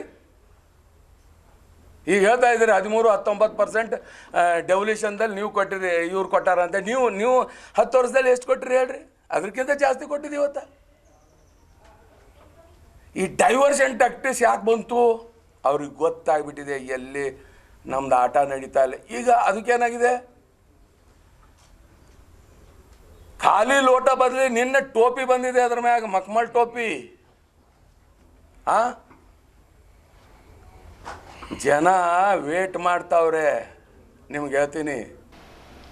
ಬೀದರ್ ನಗರದ ಬೀದರ್ ಜಿಲ್ಲಾ ಪತ್ರಿಕಾ ಭವನದಲ್ಲಿ ಕರೆದ ಸುದ್ದಿಗೋಷ್ಠಿಯಲ್ಲಿ ಮಾತನಾಡಿದ ಬಹುಜನ ಸಮಾಜ ಪಾರ್ಟಿ ರಾಜ್ಯಾಧ್ಯಕ್ಷರಾದ ಮಾರ್ಸಂದ್ರ ಮುನಿಯಪ್ಪ ಅವರು, ಲೋಕಸಭೆ ಚುನಾವಣೆಯಲ್ಲಿ ದೇಶದ 500 ಮತ್ತು ರಾಜ್ಯದ 21 ಲೋಕಸಭಾ ಕ್ಷೇತ್ರದಲ್ಲಿ ಬಹುಜನ ಸಮಾಜ ಪಾರ್ಟಿ ಅಭ್ಯರ್ಥಿಗಳು ಸ್ಪರ್ಧಿಸುತ್ತಿದ್ದಾರೆ ಎಂದು ಹೇಳಿದ್ದರು. ಬೀದರ್ ಅಭ್ಯರ್ಥಿ ಪುಟ್ಟರಾಜ್ ಹನುಮಂತ್ ಕ್ರಮ ಸಂಖ್ಯೆ 1ಕ್ಕೆ ಹೆಚ್ಚಿನ ಮತ ನೀಡಿ ಪ್ರಚಂಡ ಬಹುಮತದಿಂದ ಅಭ್ಯರ್ಥಿಗೆ ಗೆಲ್ಲಿಸಬೇಕೆಂದು ವಿನಂತಿಸಿದ್ದರು. ಈ ಸುದ್ದಿಗೋಷ್ಠಿಯಲ್ಲಿ ಮಾರ್ಸಂದ್ರ ಮುನಿಯಪ್ಪ ಅವರು ಮಾತನಾಡುತ್ತಾ, ಭಾರತ ದೇಶದ ಪ್ರಜೆಗಳು ಇದೀಗ ನಡೆಯಲಿರುವ 18ನೇ ಲೋಕಸಭಾ ಚುನಾವಣೆಯಲ್ಲಿ ತಮ್ಮನ್ನ ಮುಂದಿನ 5 ವರ್ಷ ಕಾಲ ಆಳಲಿರುವ ಸರ್ಕಾರವನ್ನು ಆರಿಸಲು ಸಜ್ಜಾಗಿ ನಿಂತಿದ್ದಾರೆ. ಕಳೆದ 77 ವರ್ಷ ಕಾಲದಲ್ಲಿ 17 ಬಾರಿ ಓಟ್ ಹಾಕಿ ಸರ್ಕಾರಗಳನ್ನು ರಚಿಸಿರುವ ನಾವು ಇಂದು ಎಲ್ಲಿದ್ದೇವೆ? ನಮ್ಮ ಬದುಕಿನಲ್ಲಿ ಏನಾದರೂ ಪ್ರಗತಿ ಆಗಿದೆಯೇ? ನೋಡೋಣ. ದೇಶದ ಯುವ ಜನತೆಯು ಹಿಂದೆಗಿಂತಲೂ ಹೆಚ್ಚಿನ ನಿರುದ್ಯೋಗವನ್ನು ಇಂದು ಎದುರಿಸುತ್ತಿದೆ. ಇಂಟರ್ನ್ಯಾಷನಲ್ ಲೇಬರ್ ಆರ್ಗನೈಸೇಷನ್ ನೀಡಿರುವ ದಿ ಇಂಡಿಯಾ ಎಂಪ್ಲಾಯ್ಮೆಂಟ್ ರಿಪೋರ್ಟ್ 2024ರ ಪ್ರಕಾರ ಭಾರತದ 83% ಯುವ ಜನತೆಯು 7.8 ದಶಲಕ್ಷ ನಿರುದ್ಯೋಗಿಗಳಾಗಿದ್ದಾರೆ. ಕಾಂಗ್ರೆಸ್ ಸರ್ಕಾರವು ಆರಂಭಿಸಿದ ಖಾಸಗೀಕರಣವನ್ನು ತೀವ್ರಗೊಳಿಸಿದ ಬಿಜೆಪಿಯಿಂದಾಗಿ ಸಾರ್ವಜನಿಕ ಉದ್ಯಮಿಗಳು ಬಂದಾಗಿದ್ದರ ಪರಿಣಾಮವಿದು. ಅದೇ ರೀತಿ ಶಿಕ್ಷಣವು 70%ಕ್ಕಿಂತ ಹೆಚ್ಚಾಗಿ ಶ್ರೀಮಂತರ ಹಿಡಿತದಲ್ಲಿ ಸಿಕ್ಕಿಬಿದ್ದಿದೆ. ಸರ್ಕಾರಿ ಶಾಲಾ ಕಾಲೇಜು ಮತ್ತು ವಿಶ್ವವಿದ್ಯಾಲಯಗಳು ಸಹ ಖಾಸಗಿ ಸಂಸ್ಥೆಗಳಂತೆ ವ್ಯಾಪಾರಿ ಕೇಂದ್ರಗಳಾಗುತ್ತಿವೆ. ವಿದ್ಯಾರ್ಥಿ ನಿಲಯಗಳು ಸರ್ಕಾರದ ಅನುದಾನವಿಲ್ಲದೆ ಸೊರಕಿವೆ. ಎಸ್ಸಿ ಎಸ್ಟಿಗಳ ಮೇಲೆ ನಡೆಯುತ್ತಿರುವ ದೌರ್ಜನ್ಯಗಳು ಇಳಿಮುಖವಾಗಿಲ್ಲ. ಮಹಿಳೆ ಮತ್ತು ಮಕ್ಕಳ ದೌರ್ಜನ್ಯವೂ ಸಹ ಏಗಿಲ್ಲದೆ ನಡೆಯುತ್ತಿವೆ. ದೌರ್ಜನ್ಯಕೋರ ದುರುಳರು ಕಾನೂನು ಮತ್ತು ಪೊಲೀಸರ ಭಯವಿಲ್ಲದೆ ರಾಜಾರೋಷದಿಂದ ತಿರುಗಾಡುತ್ತಿದ್ದಾರೆ. ಸರ್ಕಾರಿ ಆಸ್ಪತ್ರೆಗಳು ಕನಿಷ್ಠ ಸೌಲಭ್ಯಗಳಿಲ್ಲದೆ ಬಡ ರೋಗಿಗಳ ಪಾಲಿಗೆ ವೃತ್ಯಕೋಪವಾಗಿದ್ದಾರೆ. ಖಾಸಗಿ ಆಸ್ಪತ್ರೆಗಳು ಎಲ್ಲೆಡೆ ನಾಯಿಕೊಡೆಗಳಂತೆ ಹಬ್ಬಿರುವ ವ್ಯಾಪಾರದ ಅಂಗಡಿಗಳಾಗಿವೆ. ಸಣ್ಣ ಪುಟ್ಟ ರೈತರು ತಮ್ಮ ಬೆಳೆಗಳಿಗೆ ಕನಿಷ್ಠ ಬೆಲೆ ಕೋರಿ ಬೀದಿಯಲ್ಲಿ ನಿಂತು ಹೋರಾಡುತ್ತಿದ್ದಾರೆ. ಕೃಷಿ ಕಾರ್ಮಿಕರು ಭೂಹೀನರಾಗಿ ಕೂಲಿಗಾಗಿ ಹತಾಶೆಯಿಂದ ಊರೂರು ಅಲಿಯುತ್ತಿದ್ದಾರೆ. ಅಗತ್ಯ ವಸ್ತುಗಳ ಮೇಲೆ ಬೆಲೆಗಳು ಗಗನಕ್ಕೇರಿವೆ. ಕಾರಣ ಮೇಲ್ಜಾತಿಯವರನ್ನು ಒಳಗೊಂಡಂತೆ ಎಲ್ಲ ಬಡವರು 2 ವೇಳೆ ಊಟಕ್ಕೂ ಪರದಾಡುತ್ತಿದ್ದಾರೆ. ಅಪೌಷ್ಟಿಕತೆಯಿಂದ ನರಳುವ ಮತ್ತು ಸಾಯುವ ಮಕ್ಕಳ ಸಂಖ್ಯೆ ಹೆಚ್ಚಾಗಿದೆ. ಹಾಗಾದರೆ ಇಲ್ಲಿಯ ತನಕ ಈ ಸರ್ಕಾರಗಳು ಮಾಡಿದ್ದಾದರೂ ಏನು ಎಂದು ಈ ಮಾತನಾಡುತ್ತಾ ಹೇಳಿದ್ದರು. ಈ ಪತ್ರಿಕಾಗೋಷ್ಠಿಯಲ್ಲಿ ರಾಜ್ಯ ಸಂಯೋಜಕರಾದ ಎಂ ಗೋಪಿನಾಥ್, ರಾಜ್ಯ ಪ್ರಧಾನ ಕಾರ್ಯದರ್ಶಿಯಾದ ಆರ್ ಮುನಿಯಪ್ಪ, ಬೀದರ್ ಲೋಕಸಭಾ ಅಭ್ಯರ್ಥಿ ಪುಟ್ಟರಾಜ್, ರಾಜ್ಯ ಕಾರ್ಯದರ್ಶಿ ದತ್ತು ಸೂರ್ಯವಂಶಿ, ಜಿಲ್ಲಾಧ್ಯಕ್ಷರು ಕಪಿಲ್ ಗೋಡ್ಬಾಳೆ ಸೇರಿದಂತೆ ಇತರರು ಇದ್ದರು. ಸುಮಾರು ಇಡೀ ದೇಶದಲ್ಲಿ ಸುಮಾರು 500ಕ್ಕೂ ಮೇಲ್ಪಟ್ಟು ಸೀಟ್ಗಳನ್ನು ಸ್ಪರ್ಧೆ ಮಾಡಿದ್ದೀವಿ. ಅದೇ ಥರ ಕರ್ನಾಟಕ ರಾಜ್ಯದಲ್ಲಿ 21 ಕಡೆ ಅಭ್ಯರ್ಥಿಗಳು ಸ್ಪರ್ಧೆ ಮಾಡಿದ್ದೀವಿ ನಾವು. ಹಾಗಾಗಿ ಈಗ ಒಂದು ಕಾಂಗ್ರೆಸ್ನವರು ಬಿ ಜೆ ಪಿಯವರು ಭಾಳ ಭ್ರಷ್ಟರು ಅಂತ ಕಾಂಗ್ರೆಸ್ಸವ್ರು ಮಾತಾಡ್ತಾರೆ. ಬಟ್ ಬಿ ಜೆ ಪಿಯವರು ಹೇಳ್ತಾರೆ ಅತಿ ಭ್ರಷ್ಟರು ಕಾಂಗ್ರೆಸ್ ಅವರು ಅಂತ ಹೇಳ್ತಾರೆ. ಬಟ್ ಇಬ್ಬರಲ್ಲಿ ಯಾರಪ್ಪ ಭ್ರಷ್ಟರು ಅತಿ ಭ್ರಷ್ಟರು ಅಂತ ಕಂಡುಹಿಡಿಯೋದೇ ಭಾಳ ಕಷ್ಟ ಆಗಿದೆ. ತಮ್ಮೆಲ್ಲರಿಗೂ ಕೂಡ ಗೊತ್ತಿದೆ, ಸ್ವಾತಂತ್ರ್ಯ ಬಂದು 76-77 ವರ್ಷ ಆದರೂ ಕೂಡ ಪರಿಶಿಷ್ಟ ಜಾತಿ ವರ್ಗ, ಹಿಂದುಳಿದ ವರ್ಗ, ಧಾರ್ಮಿಕ ಅಲ್ಪಸಂಖ್ಯಾತರನ್ನ ಈ ಕಾಂಗ್ರೆಸ್ ಅವರು ಬರೀ ವೋಟ್ ಬ್ಯಾಂಕ್ ಆಗಿ ಮಾತ್ರ ಬಳಸ್ಕೊಂಡಿದ್ದಾರೆ. ಇವತ್ತು ಕೂಡ ರಿಸರ್ವೇಷನ್ದು SC ST OBC ಮೈನಾರಿಟಿದ್ದು 10-12% ಕೂಡ ಫುಲ್ಫಿಲ್ ಆಗಿಲ್ಲ. ಸಾಕಷ್ಟು ಇವತ್ತು ಕೂಡ ಇನ್ನು ಬ್ಯಾಕ್ಲಾಗು ಉಳ್ಕೊಂಡಿದೆ. ಹಾಗಾಗಿ ಇವತ್ತು ಇವರಿಗೆ ಹೆಚ್ಚಿನ ಅವಕಾಶ ಆಗಬಾರ್ದನ್ನ ಕಾರಣಕ್ಕೋಸ್ಕರ ಕಾಂಗ್ರೆಸ್ಸಿನ ಕೆಲವು ಮನುವಾದಿಗಳು 30 ವರ್ಷಗಳ ಕಾಲ ಪ್ಲಾನ್ ಮಾಡಿ 60% ಪಬ್ಲಿಕ್ ಸೆಕ್ಟರ್ಸ್ನೆಲ್ಲ ಕ್ಲೋಸ್ ಮಾಡಿದರು, ಪ್ರೈವೇಟೈಸ್ ಮಾಡಿದರು. ITI, BL, HL, HMT, BEML, watch factory, railway, BSNL ಇಂಥವೆಲ್ಲ. ಇನ್ನು 40% BJP 10 ವರ್ಷದಲ್ಲಿ ಹೋಗಿ ಕ್ಲೋಸ್ ಮಾಡಿದ್ದಾರೆ. ಇನ್ನು ಉಳ್ಕೊಂಡ್ರೆ ಇವತ್ತು ಪಾರ್ಲಿಮೆಂಟು, ಅಸೆಂಬ್ಲಿ, ಕೆಲವು ಕೋರ್ಟ್ಗಳು, CBI ಇಂಥದ್ದು ಬಿಟ್ಟರೆ ಇಡೀ ದೇಶನೇ ಇವತ್ತು 98% ಕೂಡ ಇವತ್ತು ಖಾಸಗೀಕರಣ ಆಗಿದೆ, ಖಾಸಗಿ ಕೈನಲ್ಲಿದೆ. ಒಂದು ಅಧ್ಯಯನದ ಪ್ರಕಾರ ಅದ್ರಲ್ಲಿ ಬರೆದಿದ್ದೀವಿ ನಾವು, 83% ಜನ ಯುವಕರು ಓದಿ ಬರ್ಕೊಂಡು ವಿದ್ಯಾವಂತರು ಉದ್ಯೋಗ ಇಲ್ದಿರೋ ಇವತ್ತು ಸುತ್ತಾ ಇದ್ದಾರೆ. ಇವತ್ತು ದೇಶದಲ್ಲಿ ಉದ್ಯೋಗದ ಬಗ್ಗೆ, ನಿರುದ್ಯೋಗದ ಬಗ್ಗೆ ಚರ್ಚೆ ಆಗಬೇಕಾಗಿತ್ತು, ಬೆಲೆ ಏರಿಕೆ ಬಗ್ಗೆ ಚರ್ಚೆ ಆಗಬೇಕಾಗಿತ್ತು, ದೌರ್ಜನ್ಯಗಳ ಬಗ್ಗೆ ಚರ್ಚೆ ಆಗಬೇಕಾಗಿತ್ತು, ಧರ್ಮದ ಆಧಾರದ ಮೇಲೆ ನಡೀತಕ್ಕಂಥದ್ರ ಮೇಲೆ ಚರ್ಚೆ ಆಗಬೇಕಾಗಿತ್ತು, ರೈತರ ಬಗ್ಗೆ ಚರ್ಚೆ ಆಗಬೇಕಾಗಿತ್ತು, ಕಾರ್ಮಿಕರ ಬಗ್ಗೆ ಚರ್ಚೆ ಆಗಬೇಕಾಗಿತ್ತು. ಆ ಎರಡನ್ನು ಬಿಟ್ಟು ಇವತ್ತು ಬರೀ ಭ್ರಷ್ಟರು, ನಾನು ಭ್ರಷ್ಟ, ನೀನು ಭ್ರಷ್ಟ ಅಂತಕ್ಕಂಥದ್ದನ್ನು ಇವತ್ತು ಚರ್ಚೆ ಆಗ್ತಾಯಿದೆ. ಯಾರು ಭ್ರಷ್ಟರು ಅಂತಕ್ಕಂಥ ವಿಚಾರನ ಈಗಾಗಲೇ ತಮಗೆ ಗೊತ್ತಿದೆ. ಇವತ್ತೇನು ಎಲೆಕ್ಷನ್ ಬಾಂಡ್ಗಳನ್ನು ಪರ್ಚೇಸ್ ಮಾಡೋದು 1% ಮಾತ್ರ ಹೊರಗಡೆ ಬಂದಿದೆ ಅಷ್ಟೇ. ಅದರಲ್ಲಿ ಫಸ್ಟ್ ಪ್ಲೇಸು BJP ಇದೆ, ಸೆಕೆಂಡ್ ಪ್ಲೇಸ್ ಕಾಂಗ್ರೆಸ್ ಇದೆ, ಥರ್ಡ್ ಪ್ಲೇಸು ತೃಣಮೂಲ ಕಾಂಗ್ರೆಸ್ಸು, ಅದೇ ಥರ ADMK, ಉಳಿದಂಥ ಪಾರ್ಟಿಗಳು ಕೂಡ ಇದೆ. ಬೀದರ್ ನಗರದ ಬೀದರ್ ಜಿಲ್ಲಾ ಪತ್ರಿಕಾ ಭವನದಲ್ಲಿ ಕರೆದ ಸುದ್ದಿಗೋಷ್ಠಿಯಲ್ಲಿ ಮಾತನಾಡಿದ ಚಿತ್ರನಟ ನಾರಾಯಣಸ್ವಾಮಿ ಅವರು, ಚಾಮರಾಜನಗರದಿಂದ ಬೀದರ್ ಲೋಕಸಭಾ ಕ್ಷೇತ್ರದಲ್ಲಿ ಕಾಂಗ್ರೆಸ್ ಪರವಾಗಿ ಬಹಳ ಜೋರ್ದಾರ್ ಅಲೆ ಇದೆ. ರಾಜ್ಯದಲ್ಲಿ ಕಾಂಗ್ರೆಸ್ ಸರ್ಕಾರದ ಗ್ಯಾರಂಟಿ ಅಲೆ ಇದೆ, ಪ್ರಧಾನಮಂತ್ರಿ ಮೋದಿಯವರ ಅಲೆ ಇಲ್ಲ ಎಂದು ಹೇಳಿದ್ದರು. ಸುಮಾರು 20ಕ್ಕೂ ಹೆಚ್ಚು ಕಾಂಗ್ರೆಸ್ ಅಭ್ಯರ್ಥಿ ಗೆಲ್ಲುತ್ತಾರೆ ಎಂದು ವಿಶ್ವಾಸ ವ್ಯಕ್ತಪಡಿಸಿದ್ದರು. ಬೀದರ್ ಜಿಲ್ಲಾ ಕಾಂಗ್ರೆಸ್ ಅಭ್ಯರ್ಥಿಯಾದ ಸಾಗರ್ ಖಂಡ್ರೆ ಅವರಿಗೆ ಮತ ನೀಡಿ ಪ್ರಚಂಡ ಬಹುಮತದಿಂದ ಗೆಲ್ಲಿಸಬೇಕೆಂದು ವಿನಂತಿಸಿಕೊಂಡಿದ್ದರು. ಈ ಸುದ್ದಿಗೋಷ್ಠಿಯಲ್ಲಿ ಜಾರ್ಜ್ ಫರ್ನಾಂಡಿಸ್ ಸೇರಿದಂತೆ ಇತರರು ಇದ್ದರು. ಹಲೋ, ಎಸ್, ಮಾಧ್ಯಮ ಮಿತ್ರರಿಗೆಲ್ಲ ನಮಸ್ಕಾರ. ನಾನು ಬೀದರ್ ಕ್ಷೇತ್ರ 2ನೇ ಸಲ ಬರ್ತಾ ಇದ್ದೀನಿ. ಹಿಂದೆ ಒಂದು ನನ್ನ ಸಿನಿಮಾ ಚಿತ್ರೀಕರಣಕ್ಕೆ ಬಂದಿದ್ದೆ, ಅದಾದಮೇಲೆ ಬೀದರ್ ಕೋಟೆ ನೋಡೋಕ್ಕೆ ಬಂದೆ. ಇವತ್ತು ಕಾಂಗ್ರೆಸ್ ಪಕ್ಷದ ಪರವಾಗಿ ಪ್ರಚಾರ ಕಾರ್ಯಕ್ಕೆ ಬಂದಿದ್ದೀನಿ. ಅವರ ಪರವಾಗಿ ಈ ಜಿಲ್ಲೆಯ ಜನ ಒಲವನ್ನು ತೋರಿಸ್ತಾ ಇರೋದು ನನಗೆ ಸ್ಪಷ್ಟವಾಗಿ ಕಂಡು ಬಂತು. ಗೆಲುವಿನ ಅಂತರ ಎಷ್ಟೊಂದು ಗೊತ್ತಿಲ್ಲ, ಗೆಲುವು ಸಿಗುತ್ತೆ ಅನ್ನೋ ನಂಬಿಕೆ ನನಗೆ ಬಂತು. ಬಹಳ ಮುಖ್ಯವಾದ ಭಾಗ ಇದು. ಅಂದರೆ ಇದನ್ನು ತಲೆ ಅಂತೀವಿ. ರಾಜ್ಯದ ಒಬ್ಬ ವ್ಯಕ್ತಿಗೆ ತಲೆ ಹೇಗೋ ಹಾಗೆ ಕರ್ನಾಟಕಕ್ಕೆ ಬೀದರ್ ಅನ್ನೋದು ಒಂದು ತಲೆ ಇದ್ದಾಗೆ. ನಾವು ಇದನ್ನು ಕಡೆಗಣಿಸೋ ಹಾಗೆ ಇಲ್ಲ. ತುಂಬ ಸುಂದರವಾದ ಲೊಕೇಶನ್ಗಳಿದೆ ಇಲ್ಲಿ, ಮಾಡೋಣ. ಪ್ರವಾಸೋದ್ಯಮ ಇಲಾಖೆ ಇದನ್ನು ಪ್ರಮುಖವಾಗಿ ಇತ್ತ ಗಮನ ಹರಿಸಿದ್ರೆ ತುಂಬ ಅದ್ಭುತವಾಗಿ ಇದನ್ನು ಡೆವಲಪ್ ಮಾಡಬಹುದು. ಅವಕಾಶಗಳು ತುಂಬ ಚೆನ್ನಾಗಿದೆ, ಮಾಡುತ್ತೆ. ನಾನು ಹೇಳ್ತೀನಿ, ಸಚಿವರಿಗೆ ಗಮನಕ್ಕೆ ತರ್ತೀನಿ, ನಾನು ಮಾಡ್ಬೋದು, ಮಾಡೋಣ. ನಾವು ಕೂಡ ಚಿತ್ರೀಕರಣಕ್ಕೆ ಬರ್ತೀವಿ. ಇಲ್ಲಿ ತುಂಬ ಚೆನ್ನಾಗಿದೆ. ಬೀದರಲ್ಲಿ ಕಾಂಗ್ರೆಸ್ ಅಲೆ ಭಾಳ ಜೋರಾಗಿದೆ. ನಾನು ನಿರೀಕ್ಷೆ ಮಾಡಿರಲಿಲ್ಲ, ಅದ್ಭುತವಾಗಿದೆ. ನಿನ್ನೆ ಬಸವ ಕಲ್ಯಾಣದಲ್ಲಿ ನಾನು ಪ್ರಚಾರ ಕಾರ್ಯವನ್ನು ಈ ಜಿಲ್ಲೆಗೆ ಆರಂಭ ಮಾಡಿದೆ. ಇವತ್ತು ಬೆಳಗ್ಗೆ ಎಲ್ಲಿ ಸರ್? ಜ್ಯೋತಿ ಕಾಲೋನಿ, ನಂದಿ ಕಾಲೋನಿ ಇಲ್ಲೆಲ್ಲ ಪ್ರೇಕ್ಷಕರಲ್ಲಿ ಒಂದು ಬದಲಾವಣೆ ನಿರೀಕ್ಷೆ ಮಾಡ್ತಿದ್ದಾರೆ. ಈ ಭಾಗದಲ್ಲಿ ಒಬ್ಬ ಉತ್ಸಾಹಿ ಯುವಕನ ಆಯ್ಕೆಗೋಸ್ಕರ ಅವರೆಲ್ಲ ನಿರೀಕ್ಷೆ ಮಾಡ್ತಿದ್ದಾರೆ. 7ನೇ ತಾರೀಕು ಮತವನ್ನು ಕೊಡಲಿಕ್ಕೆ ಸಿದ್ಧರಾಗಿದ್ದಾರೆ. ಕಾಂಗ್ರೆಸ್ ಅಭ್ಯರ್ಥಿಯನ್ನು ಗೆಲ್ಲಿಸೋದಕ್ಕೆ ಎಲ್ಲರೂ ಕೂಡ ಕಾಯ್ತಾ ಇದ್ದಾರೆ. ನಾನು ಅವರಲ್ಲಿ ಆ ಉತ್ಸಾಹವನ್ನು ನೋಡಿದೆ. ಜೊತೆಯಲ್ಲಿ ಇಲ್ಲಿ ಕಾರ್ಯಕರ್ತರು, ಕಾಂಗ್ರೆಸ್ನ ಕಾರ್ಯಕರ್ತರು ಕೂಡ ಬಹಳ ಉತ್ಸಾಹದಿಂದ ಕೆಲಸ ಮಾಡ್ತಿದ್ದಾರೆ.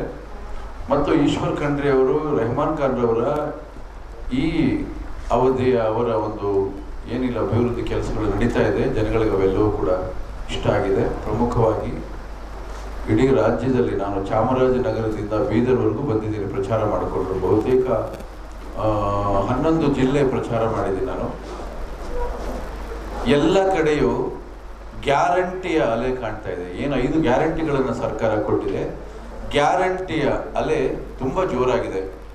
ಹಾಗಾಗಿ ಹೆಣ್ಣು ಮಕ್ಕಳು ಮತದಾನಕ್ಕೆ ಮುಂಚೂಣಿಯಲ್ಲಿದ್ದಾರೆ, ಮತದಾನ ಮಾಡೋದಕ್ಕೆ. ಯಾಕೆಂದರೆ ಈ ಫಲಾನುಭವಿಗಳು ಹೆಣ್ಣು ಮಕ್ಕಳು, ಅವರ ಅಕೌಂಟ್ಗೆ 2,000 ಹೋಗ್ತಾ ಇದೆ. ಅವರು ಬಸ್ಸಲ್ಲಿ ಉಚಿತವಾಗಿ ಓಡಾಡೋದಕ್ಕೆ ಅವಕಾಶ ಮಾಡಿಕೊಟ್ಟಿದೆ. ತುಂಬ ಅನುಕೂಲಗಳಾಗಿದೆ. ಪ್ರತಿ ಕ್ಷೇತ್ರಕ್ಕೆ ಮತಯಾಚನೆಗೆ ನಾನು ಮನೆಗೆ ಹೋಗ್ತಾ ಇದ್ದೀನಿ. ಮನೆಗೆ ಹೋಗ್ತಿರೋದ್ರಿಂದ ಅಲ್ಲಿಯ ಮನೆಯೊಡತಿಯ ಅನುಭವವನ್ನು ಪಡ್ಕೋತಾ ಇದ್ದೀನಿ, ಅವ್ರಿಗೆ ಏನು ಅನುಭವ ಆಗಿದೆ ಈ 10 ತಿಂಗಳಲ್ಲಿ ಅಂತ.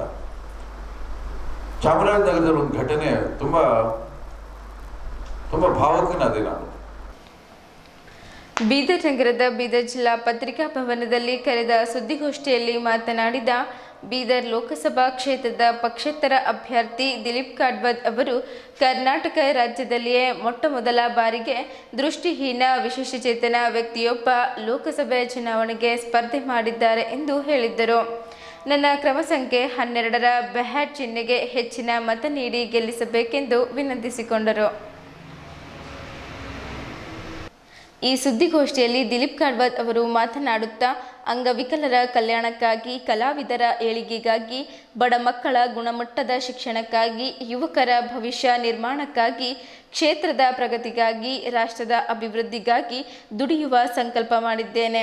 ಬೀದರ್ ಲೋಕಸಭಾ ಕ್ಷೇತ್ರದ ಮತದಾರರು ಬಂಧುಗಳೇ, ಎಲ್ಲ ವಿಕಲಚೇತನ ಬಾಂಧವರೇ, ಕಲಾವಿದರೇ, ಸಾಹಿತಿಗಳೇ, ಸಮಾಜ ಚಿಂತಕರೇ, ಸಮಾಜದ ಕಳಕಳಿ ಇರುವ ಸಾಮಾಜಿಕ ಹೋರಾಟಗಾರರೇ, ಮಠ ಮಂದಿರ ಚರ್ಚ್ ಮಸೀದಿಗಳ ಧಾರ್ಮಿಕ ಗುರುಗಳೇ ಹಾಗೂ ಆತ್ಮೀಯರೇ, ಹಿತೈಷಿಗಳೇ, ದಿನಾಂಕ 7/5/2024 ಮಂಗಳವಾರದಂದು ನಡೆಯಲಿರುವ ಸಾರ್ವತ್ರಿಕ ಲೋಕಸಭಾ ಚುನಾವಣೆಯಲ್ಲಿ ಕ್ರಮ ಸಂಖ್ಯೆ 12ರಲ್ಲಿರುವ ಬ್ಯಾಟ್ ಚಿಹ್ನೆಗೆ ತಮ್ಮ ಅಮೂಲ್ಯವಾದ ಮತ ನೀಡಿ ಈ ಬಾರಿ ದಿಲೀಪ್ ಕಾಡ್ವದ್ ಇವರಿಗೆ ಲೋಕಸಭೆಗೆ ಆಯ್ಕೆ ಮಾಡಿ ಇತಿಹಾಸ ರಚನೆ ಮಾಡಬೇಕಾಗಿದೆ ಎಂದು ಮಾತನಾಡುತ್ತಾ ಹೇಳಿದ್ದರು. ಈ ಪತ್ರಿಕಾಗೋಷ್ಠಿಯಲ್ಲಿ ಜೆಸಿ ಸೋನಾನಿ, ಪುನೀತ್ ಮಾಳ್ಗೆ, ರವಿ ವರ್ಮಾ, ಸಾಗರ್ ಸೇರಿದಂತೆ ಬೀದರ್ ಲೋಕಸಭಾ ಕ್ಷೇತ್ರದ ಸ್ವತಂತ್ರ ಅಭ್ಯರ್ಥಿ ದಿಲೀಪ್ ಕಾಡ್ವದ್ ಅವರ ಅಭಿಮಾನಿಗಳು ಇದ್ದರು. 2024ನೇ ಸಾಲಿನ ಸಾರ್ವತ್ರಿಕ ಲೋಕಸಭಾ ಚುನಾವಣೆಯಲ್ಲಿ ನಾನು ಸ್ವತಂತ್ರ ಅಭ್ಯರ್ಥಿಯಾಗಿ ನಿಂತ್ಕೊಂಡಿದ್ದೀನಿ ನಮ್ಮ ಬೀದರ್ ಜಿಲ್ಲೆಯಿಂದ. ಮೋಸ್ಟ್ಲಿ ನಮ್ಮ ಕರ್ನಾಟಕದ ಇತಿಹಾಸದಲ್ಲಿ ಇದು ಮೊದಲನೇ ಬಾರಿಗೆ ಯಾರಾದರೂ ಒಬ್ಬ ದೃಷ್ಟಿ ಅಂಗವಿಕಲ ವ್ಯಕ್ತಿ ನಿಂತ್ಕೊಂಡಿದ್ದಾನಾದರೆ ಅದು ನಮ್ಮ ಬೀದರ್ ಜಿಲ್ಲೆಯಿಂದ ನಾನು ಮಾತ್ರ ನಿಂತ್ಕೊಂಡಿದ್ದೀನಿ ಅಂತ ಹೇಳ್ಬೋದು. ನಾನು ನಿಂತ್ಕೊಂಡಿರುವ ಉದ್ದೇಶ ಒಂದು 2-3 ಉದ್ದೇಶಗಳನ್ನು ನಾನು ಹೇಳ್ತೀನಿ. ಮೊದಲನೇ ಉದ್ದೇಶ ಏನಂತಂತಂದರೆ 75 ವರ್ಷಗಳಾಯ್ತು ನಮ್ಮ ಭಾರತ ದೇಶ ಸ್ವತಂತ್ರ ಆಗಿ. 75 ವರ್ಷಗಳಿಂದ ಇಲ್ಲಿಯವರೆಗೆ ನಮ್ಮ ಅಂಗವಿಕಲರಿಗೆ ರಾಜಕೀಯವಾಗಿ ಯಾವುದೇ ಅವಕಾಶಗಳು ಮತ್ತು ಅಧಿಕಾರ, ಸಮಾನತೆ ಅಂತಕ್ಕಂಥದ್ದು ಇಲ್ಲವೇ ಇಲ್ಲ. ಬೇರೆ ಬೇರೆ ಕ್ಯಾಟಗರಿಗಳಿಗೆ ಅವರೇನಂತಂದರೆ ಮೀಸಲಾತಿ ಕೊಟ್ಟಿದ್ದಾರೆ. ಆದರೆ ನಮ್ಮ ಅಂಗವಿಕಲರಿಗೂ ಕೂಡ ಕೊಟ್ಟರೆ ಈ ಒಂದು ಸಮಾಜ ಇನ್ನೂ ಅಭಿವೃದ್ಧಿ ಆಗ್ತಿತ್ತು. ಯಾಕೆಂದರೆ ಈಗ ನಮ್ಮ ಸಮಾಜ ಕಟ್ಟ ಕಡೆಯ ವ್ಯಕ್ತಿಗಳ ಸಮಾಜ. ಭಾಳ ಜನ ಹೇಳ್ತಾರೆ ಇವ್ರಿಗೆ ಏನು ಮಾಡ್ಲಿಕ್ಕೆ ಬರಲ್ಲ, ಇವರು ಭಾಳ ಏನಂತಂದ್ರೆ ಇವ್ರಿಗೆ ಯಾರು ಮಾಡಬೇಕು, ಎಲ್ಲರೂ ಹೋಗ್ಬೇಕಾದ್ರೆ ನೀವು ಎಲ್ಲ ಹೆಂಗೆ ಹೋಗ್ತೀರಿ, ಹೆಂಗೆ ಬರ್ತೀರಿ, ನಿಮ್ಮ ಕೆಲಸ ಕಾರ್ಯಗಳು ಹೆಂಗೆ ಮಾಡ್ಕೊಳ್ತೀರಿ ಅಂತಕ್ಕಂಥದ್ದು, ಉಪಜೀವನ ಮಾಡಬೇಕಾದ್ರೆ ಏನೇನು ಮಾಡ್ತೀರಿ ಅಂತಕ್ಕಂಥದ್ದು. ಆದರೆ ನಾವು ಈ ಅಂಗವಿಕಲರಿಗೆ ಬೆಳೆಸಬೇಕು, ಇವ್ರಿಗೂ ಅಭಿವೃದ್ಧಿ ಪಡಿಸಬೇಕು, ಮುನ್ನೆಲೆಗೆ ತರಬೇಕು ಅಂತಕ್ಕಂಥ ಜವಾಬ್ದಾರಿ ಸರ್ಕಾರಗಳದಾಗಿದೆ. ಆದರೂ ಕೂಡ ಆ ಒಂದು ನಿಟ್ಟಿನಲ್ಲಿ ಯಾವ ಪಕ್ಷವೂ ಕೆಲಸ ಮಾಡ್ತಾಯಿಲ್ಲ. ನಮಗೆ ಅನೇಕ ಸಮಸ್ಯೆಗಳಿವೆ. ನಮಗೆ ಉದ್ಯೋಗದ ಕೊರತೆ ಅದ, ಮತ್ತು ಉಪಜೀವನ ಮಾಡಲಿಕ್ಕೆ ಕೊರತೆ ಇದ್ದಾವೆ. ಅನೇಕ ಸ್ಕೀಮ್ಗಳಿದ್ದರೂ ಕೂಡ ಗ್ರೌಂಡ್ ಲೆವೆಲಲ್ಲಿ ಅವು ಇಂಪ್ಲಿಮೆಂಟ್ ಆಗೋದಿಲ್ಲ. ಈಗ ಉದಾಹರಣೆಗೆ ಹೇಳಬೇಕಂದ್ರೆ ಒಂದು ಗ್ರಾಮ ಪಂಚಾಯಿತಿಯಲ್ಲಿ 5% ಬಜೆಟ್ ಇವರಿಗೆ ಅಂಗವಿಕಲರಿಗಾಗಿ ಅಭಿವೃದ್ಧಿ ಪಡಿಸಲಿಕ್ಕೆ ಇಡ್ತಾರೆ.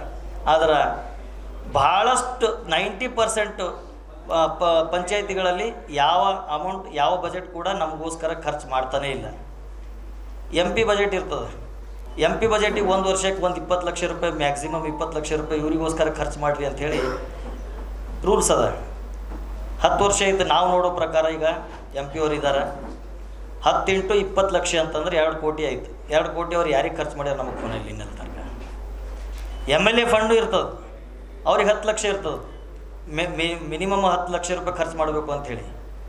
ನಮ್ಮ ಬೀದರ್ ಜಿಲ್ಲೆಯಲ್ಲಿ ಎಷ್ಟೊಂದು ಜನ 3-4 ಸರ್ತಿ MLAಗಳಾಗಿದ್ದಾರೆ. 15-20 ವರ್ಷಗಳಿಂದ MLA ಇದ್ದಾರೆ. ಅಂಗವಿಕಲರಿಗೋಸ್ಕರ ಅವ್ರು ಏನೇನು ಖರ್ಚು ಮಾಡಿದ್ದಾರೆ ಅಂತೇಳಿ ಅವ್ರು ಉತ್ತರ ಕೊಡಬೇಕಾಗ್ತದೆ ಇವತ್ತು ಅಂಗವಿಕಲರಿಗೆ. ಬೀದರ್ ನಗರದ ಬೀದರ್ ಜಿಲ್ಲಾ ಪತ್ರಿಕಾ ಭವನದಲ್ಲಿ ಕರೆದ ಜಂಟಿ ಸುದ್ದಿಗೋಷ್ಠಿಯಲ್ಲಿ ಮಾತನಾಡಿದ ಸಾಮಾಜಿಕ ನ್ಯಾಯಕ್ಕಾಗಿ ಪರಿಶಿಷ್ಟ ಜಾತಿಗಳ ಒಳ ಮೀಸಲಾತಿ ಜಾರಿ ಹೋರಾಟ ಸಮಿತಿಯ ರಾಜ್ಯ ಸಂಚಾಲಕರಾದ ಕೇಶವಮೂರ್ತಿ ಮತ್ತು ಬೀದರ್ ಜಿಲ್ಲೆಯ ಮಾದಿಗ ಸಮಾಜದ ಮುಖಂಡರಾದ ಚಂದ್ರಕಾಂತ್ ಹಿಪ್ಪಳಗಾವ್ ಅವರು ಮೇ 7ರಂದು ನಡೆಯಲಿರುವ ಬೀದರ್ ಲೋಕಸಭೆ ಚುನಾವಣೆಯಲ್ಲಿ ಕ್ಷೇತ್ರದ ಮತದಾರರು ಹಾಗೂ ವಿಶೇಷವಾಗಿ ಮಾದಿಗ ಸಮಾಜದ ಮತಬಾಂಧವರು ಕಾಂಗ್ರೆಸ್ ಅಭ್ಯರ್ಥಿ ಸಾಗರ್ ಈಶ್ವರ್ ಖಂಡ್ರೆ ಅವರಿಗೆ ತಮ್ಮ ಅಮೂಲ್ಯವಾದ ಮತ ನೀಡಿ ಪ್ರಚಂಡ ಬಹುಮತದಿಂದ ಗೆಲ್ಲಿಸಬೇಕು ಎಂದು ವಿನಂತಿಸಿಕೊಂಡರು. ಈ ಪತ್ರಿಕಾಗೋಷ್ಠಿಯಲ್ಲಿ ಕೇಶವಮೂರ್ತಿ ಅವರು ಮಾತನಾಡುತ್ತಾ, ಕಾಂಗ್ರೆಸ್ ಸರ್ಕಾರವು ಅಧಿಕಾರ ಬಂದಾಗಿನಿಂದ ಇಲ್ಲಿಯವರೆಗೂ ಒಳ ಮೀಸಲಾತಿ ಶಿಫಾರಸುಗಳ ಗೊಂದಲಗಳನ್ನು ನಿವಾರಿಸಿ ಪುರಸ್ಕೃತ ಶಿಫಾರಸನ್ನು ಕೇಂದ್ರ ಸರ್ಕಾರಕ್ಕೆ ಸಲ್ಲಿಸಬೇಕೆಂದು ಮತ್ತು ಎಸ್ಸಿಪಿ ಅನುದಾನವನ್ನು ಪರಿಶಿಷ್ಟ ಜಾತಿಗಳ ಜನಸಂಖ್ಯೆಗೆ ಅನುಗುಣವಾಗಿ ಅನುದಾನವನ್ನು ವರ್ಗೀಕರಣ ಮಾಡಿ ಹಂಚಿಕೆ ಮಾಡಬೇಕೆಂದು ಮಾಡಿದ ಮನವಿಗಳಿಗೆ ಇಲ್ಲಿಯವರೆಗೂ ಯಾವುದೇ ಕ್ರಮ ಕೈಗೊಂಡಿರುವುದಿಲ್ಲ. ಈ ಎರಡು ಅಂಶಗಳು ಸಮುದಾಯಕ್ಕೆ ಸಂಬಂಧಿಸಿದ ವಿಷಯಗಳಾಗಿರುವುದರಿಂದ ಕಾಂಗ್ರೆಸ್ನವರನ್ನು ಪ್ರಶ್ನಿಸಬೇಕಾಗಿದೆ. ಕರ್ನಾಟಕ ಮಾದಿಗ ಸಂಘಟನೆಗಳ ಒಕ್ಕೂಟವು ಮಾದಿಗ ಸಮುದಾಯದ ಮತದಾರರಲ್ಲಿ ಮನವಿ ಮಾಡಿಕೊಳ್ಳುವುದೆಂದರೆ ಒಳ ಮೀಸಲಾತಿಯನ್ನು ಜಾರಿ ಮಾಡದೆ ಉನ್ನತ ಶಿಕ್ಷಣದಲ್ಲಿ ಮೀಸಲಾತಿಯನ್ನು ರದ್ದುಪಡಿಸಿ ಖಾಸಗೀಕರಣದಲ್ಲಿ ಮೀಸಲಾತಿಯನ್ನು ಜಾರಿ ಮಾಡದೆ ಸಂವಿಧಾನವನ್ನು ಬದಲು ಮಾಡಲು ಹೊರಟಿರುವ ಬಿಜೆಪಿ ಪಕ್ಷಕ್ಕೆ ಮತ ಹಾಕದೆ ತಕ್ಕ ಪಾಠ ಕಲಿಸಬೇಕಾಗಿದೆ. ಅಲ್ಲದೆ ಚಂದ್ರಕಾಂತ್ ಹಿಪ್ಪಳಗಾವ್ ಅವರು ಈ ಪತ್ರಿಕಾಗೋಷ್ಠಿಯನ್ನು ಉದ್ದೇಶಿಸಿ ಮಾತನಾಡಿದ್ದರು. ಈ ಪತ್ರಿಕಾಗೋಷ್ಠಿಯಲ್ಲಿ ಬೀದರ್ ಜಿಲ್ಲೆಯ ಮಾದಿಗ ಸಮಾಜದ ಮುಖಂಡರು ಇದ್ದರು. मादिगा रिजर्वेशन होराटा समिति के जितने भी स्टेट के लोग आए, हमारा राज्य के अध्यक्ष हमारे केशवमूर्ति है, उनका आदेश है हमको कि जितने भी डिस्ट्रिक्ट है कर्नाटक में वो सभी डिस्ट्रिक्ट के लोग, हमारे समाज के लोग, हमारे ये संगठन के लोग, हम 2-3 मीटिंग करके ऐसा तय किए कि भाई कांग्रेस का जो उम्मीदवार है यहाँ से डिस्ट्रिक्ट से, जहाँ भी स्टेट के लोग कांग्रेस के हैं, कांग्रेस को सपोर्ट कर रहे हैं, तो सागर ईश्वर जी खंड्रे ये कांग्रेस का जो कैंडिडेट है उनको सपोर्ट करने के लिए हम ये प्रेस कॉन्फ्रेंस ले रहे सर. ಬೀದರ್ ಜಿಲ್ಲೆಯಲ್ಲಿ ಇಲ್ಲಿವರೆಗೆ ಮಾದಿಗ ಸಮಾಜ BJP ಎಂದೂ ಓಟ್ ಕೊಟ್ಟಿಲ್ಲ. ಮನ್ನಕೃಷ್ಣ ಅವರು ತಿಳ್ಕೊಂಡಿದ್ದಾರ, ಇಲ್ಲಿ ನನ್ನ ಫಾಲೋವರ್ಸ್ ಅದಾರ, ಈ ಜನ ನಮ್ಮ ಕರ್ನಾಟಕ ಹೈದರಾಬಾದ್ ಮೀಟಿಂಗ್ ಎಲ್ಲ ಬರ್ತಾರ, ಇವಾಗ ಕೂಡ ನಾನು ಹೋಗಲು ಭಾಷಣ ಕೊಟ್ಟರೆ ಮಾದಿಗ ಓಟ್ ಟರ್ನ್ ಆಗ್ತಂತೇಳಿ ಅವ್ರಿಗೂ ಒಂದು ಆಸೆ ಇದೆ. ಅದು ರಾಜಕೀಯ ಸಹಜ ಆಗಿರ್ತದೆ. ಆದರೆ ಬೀದರ್ನಲ್ಲಿ ಮಾದಿಗ ಜಾತಿ ಮೇಲೆ BJPದು ಯಾವ ಪ್ರಭಾವವಿಲ್ಲ. ಮಂದಕೃಷ್ಣ ಅಲ್ಲ, ಮೋದಿಯವರು ಬಂದರೂ ಕೂಡ ಈ ಜಿಲ್ಲೆಯಲ್ಲಿ ಮಾದಿಗ ಸಮಾಜ ಓಟು ಯಾರು ತಗೊಳ್ಳೋದು ಸಾಧ್ಯ ಇಲ್ಲ. ಇದು ನಾನು ಖಂಡಿತ ಹೇಳ್ತಾ ಇದ್ದೀನಿ. ನಾವು ನಮ್ಮ ಜಾತಿ ಪದೇ ಪದೇ ಕೇಳ್ಕೊಳ್ತಾ ಇದ್ದೀವಿ. ಜಿಲ್ಲೆಯಲ್ಲಿ ಖಂಡ್ರೆ ಫ್ಯಾಮಿಲಿ ಏನಿದೆ ನಿಮಗೆಲ್ಲರಿಗೂ ಗೊತ್ತಿದೆ. ಅದಕ್ಕೆ ನಾವಿಲ್ಲಿ ಜಿಲ್ಲೆಯಲ್ಲಿ ಬಾಳಬೇಕಾಗಿದೆ. ಜಿಲ್ಲೆಯಲ್ಲಿ ಖಂಡ್ರೆ ಅವರ ನಾಯಕತ್ವಕ್ಕೆ ಒಪ್ಕೊಂಡು ಅವ್ರ ಮಗ ಸಾಗರ್ ಖಂಡ್ರೆ ಅವ್ರಿಗೆ ಮತ ಕೊಟ್ಟು ಗೆಲ್ಲಿಸೋಣ ಅಂತ ನಾವೆಲ್ಲರೂ ಪದೇ ಪದೇ ಹಳ್ಳಿ ಅಡ್ಡಾಡಿ ಪ್ರತಿ ಸರ್ಕಲ್ ಅಡ್ಡಾಡಿ ಜನರಿಗೆ ರಿಕ್ವೆಸ್ಟ್ ಮಾಡ್ತಾ ಇದ್ದೀವಿ. ನಮ್ಮ ಜನರ ಮೈಂಡ್ ಎಲ್ಲಿ ಡೈವರ್ಟ್ ಆಗ್ತಾ ಇಲ್ಲ. ಅವ್ರು ಇನ್ನು ಹೆಲಿಕಾಪ್ಟರ್ಲಿಂದ ಹೋಗೋಕೆ ಹಾಕಲ್ರು, ಸಾಕಷ್ಟು ಜನ ಇರ್ತಾರಲ್ಲ, ಏನು ಫರಕ್ ಬೀಳಲ್ಲ. ಅದಕ್ಕೆ ತಮ್ಮಲ್ಲಿ ಇಲ್ಲಿಯವರೆಗೆ ಸುದ್ದಿ ಕೊಟ್ಟಿದ್ದು ನಾನು ಪ್ರಭಾವತಿ. ಮುಂದಿನ ಸುದ್ದಿಯೊಂದಿಗೆ ಮತ್ತೆ ಭೇಟಿಯಾಗೋಣ. ವಂದನೆಗಳು.